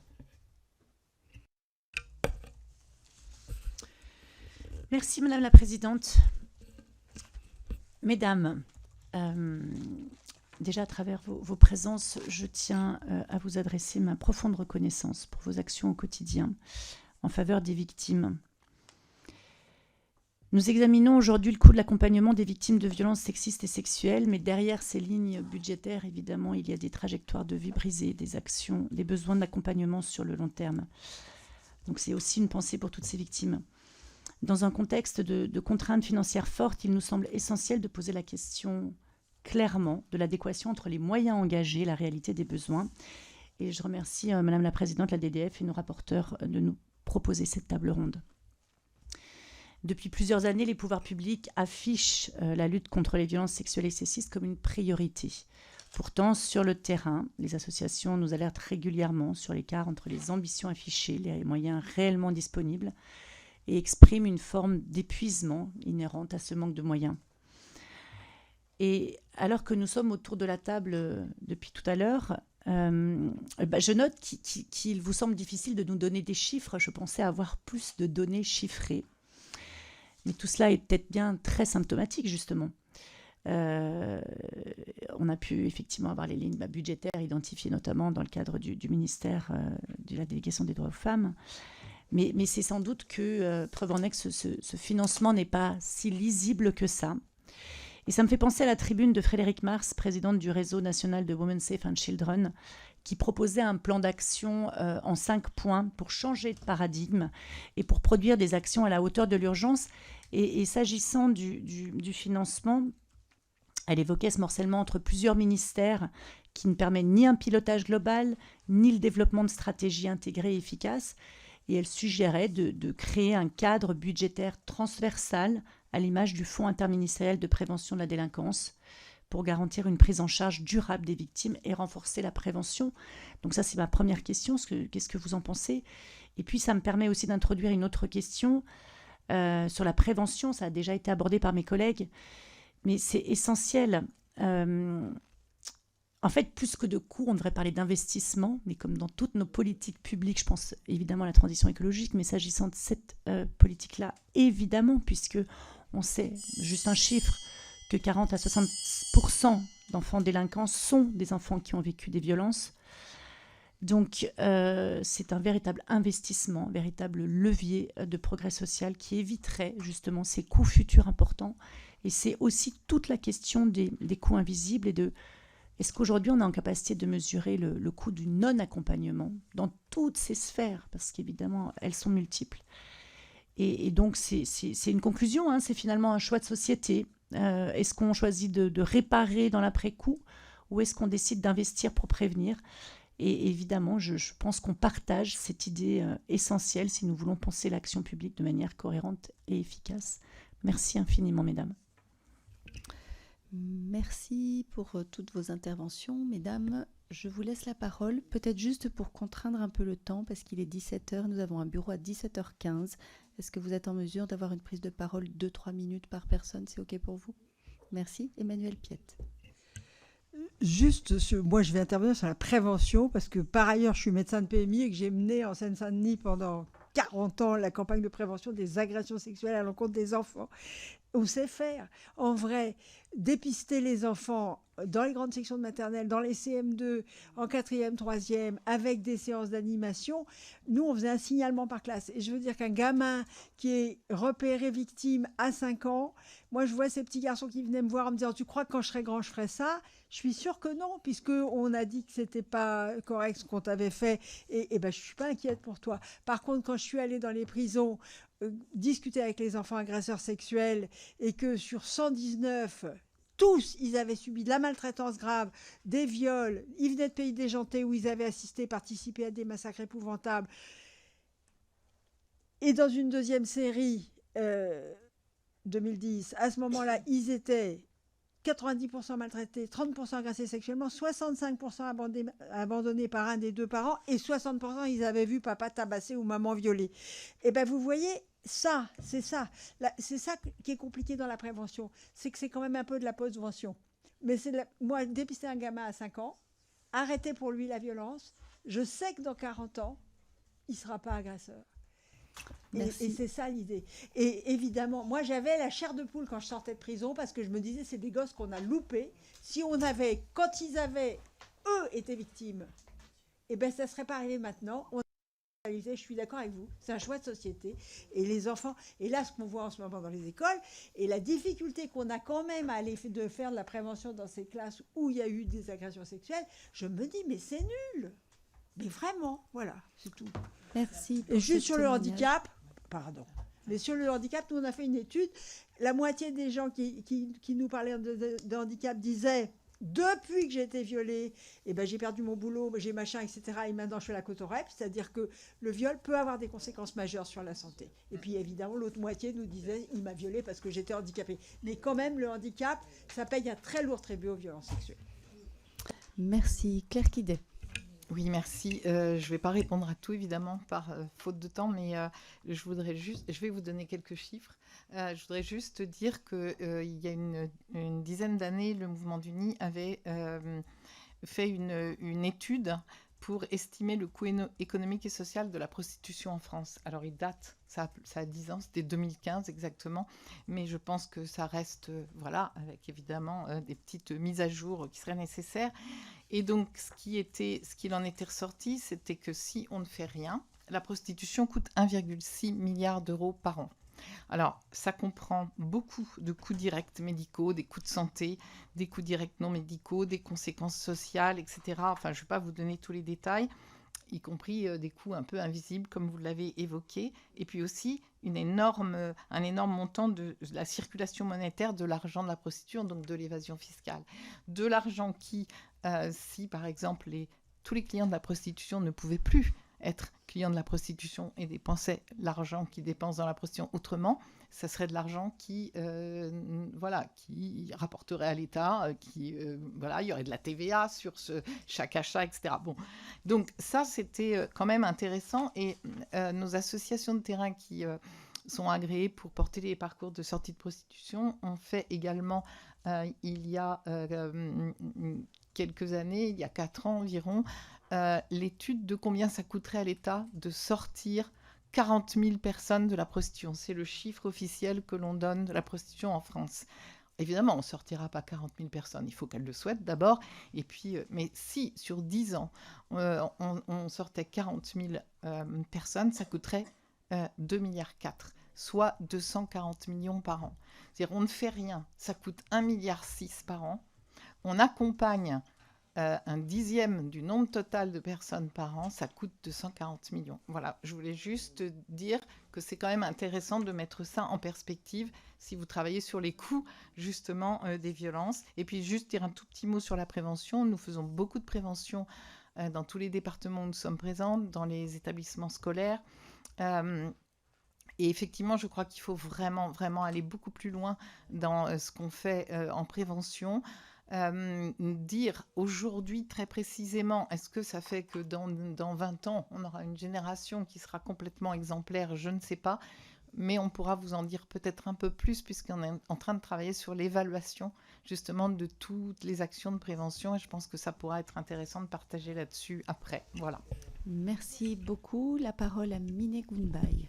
Oui, merci. Alors rapidement, on s'est partagé un peu ce qu'on va répondre parce qu'on ne pourra pas répondre à tout, mais vous avez raison, on a assez peu de chiffres finalement parce que la question qui se pose souvent, c'est est-ce que c'est aux associations d'évaluer le coût des politiques publiques? Nous, on le fait a posteriori. C'est pour ça qu'on essaye d'évaluer le coût, par exemple, d'un TGD. On le fait a posteriori parce qu'on se rend compte que pour nos professionnels sur le terrain, c'est intenable. Dans les recommandations, il y a sans doute la nécessité peut-être d'arrêter l'empilement de nouveaux dispositifs et déjà de voir effectivement comment les dispositifs entre eux fonctionnent. L'aide universelle, on en a parlé tout à l'heure, le BOB 137, l'augmentation est essentiellement liée au fait qu'on abonde l'aide universelle parce que c'est maintenant du droit commun, mais du coup on supprime à d'autres endroits. Donc en fait, ces empilements de politiques publiques ont des conséquences aussi dans la prise en charge.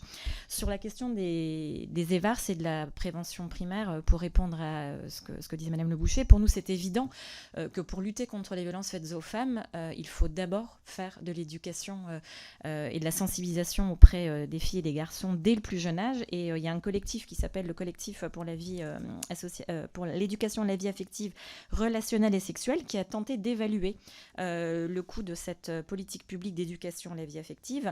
Et on l'a évalué à 620 millions d'euros par an, ce qui équivaut à peu près à 52 € par an et par élève. Donc on pense que ça vaut le coup parce qu'effectivement, on sait que ça sera effectivement bénéfique pour la suite. Concernant le coût des violences invisibles, on parlait tout à l'heure des violences économiques. Alors nous, on a essayé notamment avec l'IFOP et le Crédit Mutuel de mener à travers notre réseau et au 3919 des enquêtes sur les violences économiques. Et ce qu'on peut vous dire, c'est que 25% des femmes disent vivre des violences économiques dans le cadre des violences conjugales. Donc ça veut dire aussi concrètement que ça a des incidences dans tout leur parcours de sortie des violences. 30% d'entre elles disent qu'elles ne disposent d'aucune ressource en propre. 48% d'entre elles, elles n'auraient pas les moyens de quitter le domicile sans aide extérieure. Et 71% d'entre elles nous disent qu'elles ne sont pas aidées par le père des enfants pour couvrir les besoins des enfants. Et donc tous ces coûts invisibles, parce qu'on a encore assez peu d'études sur le coût de ces violences économiques pour les femmes en situation de violence, ont des incidences directes. Dans le cadre des coûts pour les salariés, je disais tout à l'heure, ça nous oblige aussi, cette question des violences, à avoir une attention accrue sur la question des risques psychosociaux et notamment des formations sur les syndromes vicariants, parce que quand on est toute la journée sur le terrain ou à l'écoute, à écouter des témoignages, vous parliez tout à l'heure de comment vous aviez été impacté d'entendre ces victimes, c'est le quotidien de nos professionnels et donc ça a des incidences sur leur santé. Ça a des incidences sur nous, employeurs, qui devons accompagner au mieux ces salariés. Donc tous ces coûts-là mériteraient effectivement de pouvoir être mis bout à bout, parce qu'entre les burn-out, les arrêts de travail, effectivement, ça a des incidences sur la continuité. Et dans les recommandations concrètes, évidemment, on l'a dit dans le rapport qu'on a rendu au Grevio, la question de l'interministérialité pour nous est essentielle pour pouvoir effectivement avoir des politiques publiques cohérentes. Et puis sur la question des financements, la pluriannualité des financement est aussi essentiel parce qu'en fait, l'épuisement de nos associations est lié au fait que, en moyenne, dans nos associations, mais je crois que c'est pareil dans d'autres, en moyenne, elles déposent 18 à 30 demandes de dossiers par an. Ah bah vous êtes encore plus parce que voilà, nous vraiment on est entre 18 et 30 en fonction de nos structures et pourtant ce sont des actions qui doivent s'inscrire dans le long terme et qui sont d'une année à l'autre quasiment les mêmes et on ne peut pas évaluer l'efficacité d'un dispositif en un an sur l'accompagnement des femmes. Donc voilà, ça c'est deux pistes très concrètes. Merci. Alors, en complément, oui, moi, je voulais peut-être juste rebondir là-dessus en disant que pour certaines de nos directrices, c'est 100 demandes de subventions par an, avec des moyens, en plus des très peu de fonctions support, puisqu'on a beaucoup de mal à financer des postes d'administratifs. Donc, on a, j'insiste aussi sur la prévention du burn-out et des risques psychosociaux dans nos associations. Pour nous, c'est vraiment une préoccupation majeure aujourd'hui. Ça va être d'ailleurs une des priorités pour 2026, c'est de vraiment protéger le personnel de nos associations. Qui souffrent beaucoup. Vous avez évoqué plusieurs questions, je vais essayer d'y répondre en complément de ce qui a été dit. La coordination des acteurs sur le terrain est un enjeu majeur d'efficacité de cette politique publique. Donc quand les CLSPD, par exemple, fonctionnent bien au niveau local, ça améliore considérablement l'action de chacun des acteurs, qu'il s'agisse des associations, des forces de l'ordre, de la justice, des services sociaux qui interviennent sur le terrain. Donc cet enjeu de la coordination, il est vraiment majeur pour gagner en efficacité dans cette politique publique. L'augmentation tout ce que vous avez évoqué, Madame, concernant l'augmentation du barème, la réforme de l'aide juridictionnelle, nous souscrivons pleinement à l'ensemble de ces propositions qu'on a portées auprès aussi de la Fondation des femmes. Donc voilà, ça va être rapide. Oui, oui. C'est un enjeu si on veut que les femmes qui souhaitent faire valoir leurs droits puissent accéder à la justice. C'est un enjeu majeur. Concernant la question aussi des données chiffrées, c'est vrai qu'on a beaucoup de mal. Il y a un enjeu de transparence dans le projet de loi de finances, enfin dans la loi de finances, de transparence sur les budgets alloués à la lutte contre les violences faites aux femmes. Au-delà des chiffres, on a beaucoup de mal, et j'imagine que c'est votre cas aussi, à retracer ce qui relève réellement de la lutte contre les violences faites aux femmes. Et peut-être qu'un enjeu majeur, ce serait d'améliorer la lisibilité du financement de cette politique publique, avec pourquoi pas un cadre budgétaire transversal, à condition qu'il soit piloté au plus haut niveau par la ministre en charge de cette politique publique. Il y a une question aussi de pilotage de cette politique publique qui est interministérielle et qui ne bénéficie peut-être pas aujourd'hui du cadre interministériel dont elle a besoin pour s'exercer dans les meilleures conditions. Je vous donne un exemple très concret. La Direction générale des Outre-mer, nous avons une convention avec la Direction générale des Outre-mer pour déployer l'action des CIDFF dans les territoires d'Outre-mer. C'est une action qui relève aussi bien de la Direction générale des Outre-mer que de la Direction générale de la cohésion sociale et du ministère des droits des femmes, du ministère de la Justice pour toutes nos actions en faveur de l'aide, de l'accès aux droits et de l'aide aux victimes. On a vraiment beaucoup de mal. Et du ministère de l'Emploi pour ce qui concerne l'insertion vers l'emploi des femmes victimes de violences. On a beaucoup de mal à avoir des mesures interministérielles pour financer ce qui relève d'une politique publique qui nous a été confiée. Concernant la réforme de la justice, moi je voudrais attirer votre attention sur le rapport AVIF qui a été remis par Madame Jolicose et Monsieur Corbeau au garde des Sceaux et qui comporte un grand nombre de mesures qui permettraient d'améliorer l'efficacité de la justice et parfois à moyen constant. Le fait par exemple d'organiser des audiences uniques qui réunissent, qui permettent de juger à la fois les violences mais aussi les questions civiles en réunissant à la fois le pénal, le JAF ou la JAF et le juge des enfants, parfois aussi, à moyen constant, permet d'avoir des mesures beaucoup plus efficaces. Et j'ai envie de dire, en termes d'investissement, lutter contre l'impunité, je pense, est aussi un gage d'efficacité de cette politique publique. En revanche, généraliser, par exemple,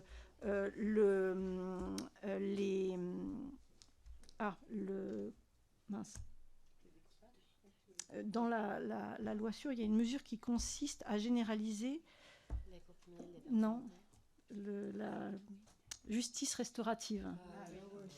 Alors ça, pour nous, c'est totalement inefficace. Voilà. Donc, je souhaitais quand même le souligner. Je pense que tu vas ensuite enchaîner. S'il y a des moyens à mettre dans la justice, parce que clairement derrière, c'est une question de moyens, qu'il s'agisse de, si on veut véritablement permettre aux femmes de choisir dans quel espace elles souhaitent être jugées. Et le procès Pellico est un excellent exemple. Le fait que la victime ait pu choisir de publiciser, de donner de la publicité à son procès, c'est quelque chose qui nous paraît absolument essentiel, qu'elle puisse avoir ce choix-là. Mettons les moyens plutôt dans les effectifs qui permettront de juger dans des délais plus brefs. Simplement. Pour répondre sur la loi sûre, du coup. Et à la suite de ce qui a été dit, donc oui, sur l'aide juridictionnelle, en effet, on continue de soutenir ce rapport. Bien entendu, et les rapporteurs nous ont aussi auditionné, les autrices sur ce coup de l'accès à la justice pour les victimes. L'amélioration de la plainte, c'est au cœur de la philosophie de la loi intégrale auquel les associations ici sont engagées. Et d'ailleurs, merci aussi, vous êtes aussi de nombreux et nombreuses députés ici présentes à porter aussi avec nous cette proposition de loi. Donc, elle contient de nombreuses mesures pour vraiment améliorer le parcours de la victime, notamment vis-à-vis de la plainte. C'était une des questions qui était posée pour le suivi des plaintes, pour l'enquête. Elles ont énormément de mesures, mais la philosophie, c'est vraiment une justice qui prend du lien, une justice qui prend soin, une justice qui protège les victimes. Et aujourd'hui, cette philosophie pour laquelle on est beaucoup à s'associer, elle est complètement contrecarrée par ce projet de loi sûre, à notre sens. C'est la réponse, en effet, ultime à cette embolie de la justice qu'on constate toutes. Ça fait des années que les associations autour de cette table alertent en disant à la suite de MeToo, vous avez demandé aux victimes de saisir la justice n'a pas eu les capacités de leur répondre, on les envoie dans le mur et le résultat c'est 92% des plaintes pour viol qui sont classées sans suite. C'est vrai que ce projet de loi sûre avec le plaidé coupable, alors qui a un autre nom, cette procédure spécifique, semble nous inquiéter particulièrement. Elle semble imposer une sorte de justice de négociation. On porte l'idée d'un risque d'une justice de négociation au lieu d'une justice de la vérité. Et on ne peut pas priver les femmes victimes de violences, lorsqu'elles le souhaitent, de la vérité qu'elles peuvent obtenir aussi à l'audience. L'audience, c'est un moment de vérité. Clémence parlait du projet du procès Pellico, qui a été un moment de vérité, évidemment, pour Gisèle Pellico, évidemment pour l'ensemble de la société française. On avait mesuré il y a 1 an l'effet de ce procès sur la société française. C'est plus de 58% des Françaises et des Français qui disent que ça a changé leur vision des violences sexuelles, ce procès Pellico. La justice est un acte aussi de pédagogie qui est très important. Après, sur la procédure du projet de loi sûre, tel qu'on... Voilà, tout n'est pas public, dont on comprend les contours, avec ce qui nous paraît particulièrement dangereux parmi toute une série de choses, c'est aussi cette approbation qui est demandée aux victimes, qui semble justement sortir aussi la justice pénale de ce champ de l'inquisition, en donnant un rôle qui semble particulièrement difficile et cruel pour les victimes. On a du mal à ne pas imaginer une forme de chantage qui pourrait être fait entre une procédure accélérée, rapide, qui arrange tout le monde, et les 8 ans d'attente pour une cour d'assises. Comment on peut imaginer qu'une femme puisse valablement dire non, réclamer une audience et la vérité qui va avec, faire valoir son droit à un procès, face à l'institution judiciaire qui l'invite à accepter le deal. En plus, on sait que, a priori, de ce qu'on comprend, parce qu'évidemment, on comprend que si un auteur de viol, par exemple, est prêt à reconnaître cette capacité à reconnaître dans le cadre d'un procès, dans le cadre d'une procédure de plaider coupable, ne pourrait pas être utilisée en plus en procès. Donc finalement, ça vient presque aussi augmenter le risque, entre guillemets, d'acquittement. Pour nous, ce qui nous inquiète aussi, donc, ce fait que la faculté de proposer le plaider coupable, elle est donnée à la justice, mais elle est aussi donnée aux prévenus. Et ça semble accélérer le risque d'une justice qui irait au rythme de l'agresseur. Je sais que le collectif féministe contre le viol en parle particulièrement bien et souvent. On se demande, nous, ce qui nous inquiète aussi, même si aujourd'hui c'est pas présenté, mais c'est l'impact que peuvent avoir l'existence de cette procédure. Donc voilà, en matière de violence sexuelle, on sait que les auteurs qui se retrouvent devant la justice sont souvent les auteurs de plusieurs victimes.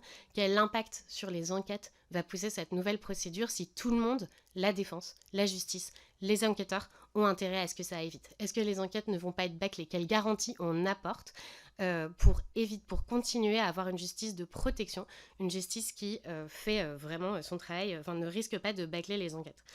Voilà à peu près toutes les premières inquiétudes que nous avons. Et puis sur les cours criminelles départementales, on voit aussi cette mutation qui est permise. Alors on manque d'études d'impact encore. Il me semble que ce qu'on avait vu après quelques années des cours criminelles départementales, c'est que finalement elles jugeaient globalement dans les mêmes conditions que les cours d'assises. Il n'y avait pas de différentiel de qualité de jugement, notamment en matière de violence sexuelle. Ce sont des cours qui connaissent à 80%, 85% des affaires de viol. Donc c'est vraiment des cours du viol avec des juges qui ne sont pas forcément tous spécialisés. Y faire entrer de nouveau des citoyens assesseurs, voire des avocats qui auraient été des anciens avocats de la défense avec leur vision, ça nous inquiète beaucoup. Et avec vraiment à nouveau quelles sont les garanties apportées pour avoir des personnes spécialisées qui siègent.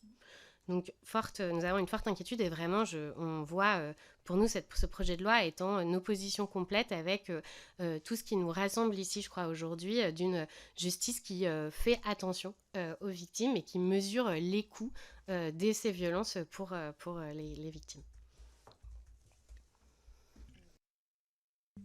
Merci beaucoup. Je suis Alexandra Martel, co-coordinatrice du collectif Féministes contre le viol. J'ai entendu les demandes de chiffres et en tant que personne qui a aussi ouvert la deuxième ligne d'écoute du CFCV violence sexuelle dans l'enfance, qui a fait partie de l'équipe d'écoutantes qui a ouvert cette deuxième ligne d'écoute.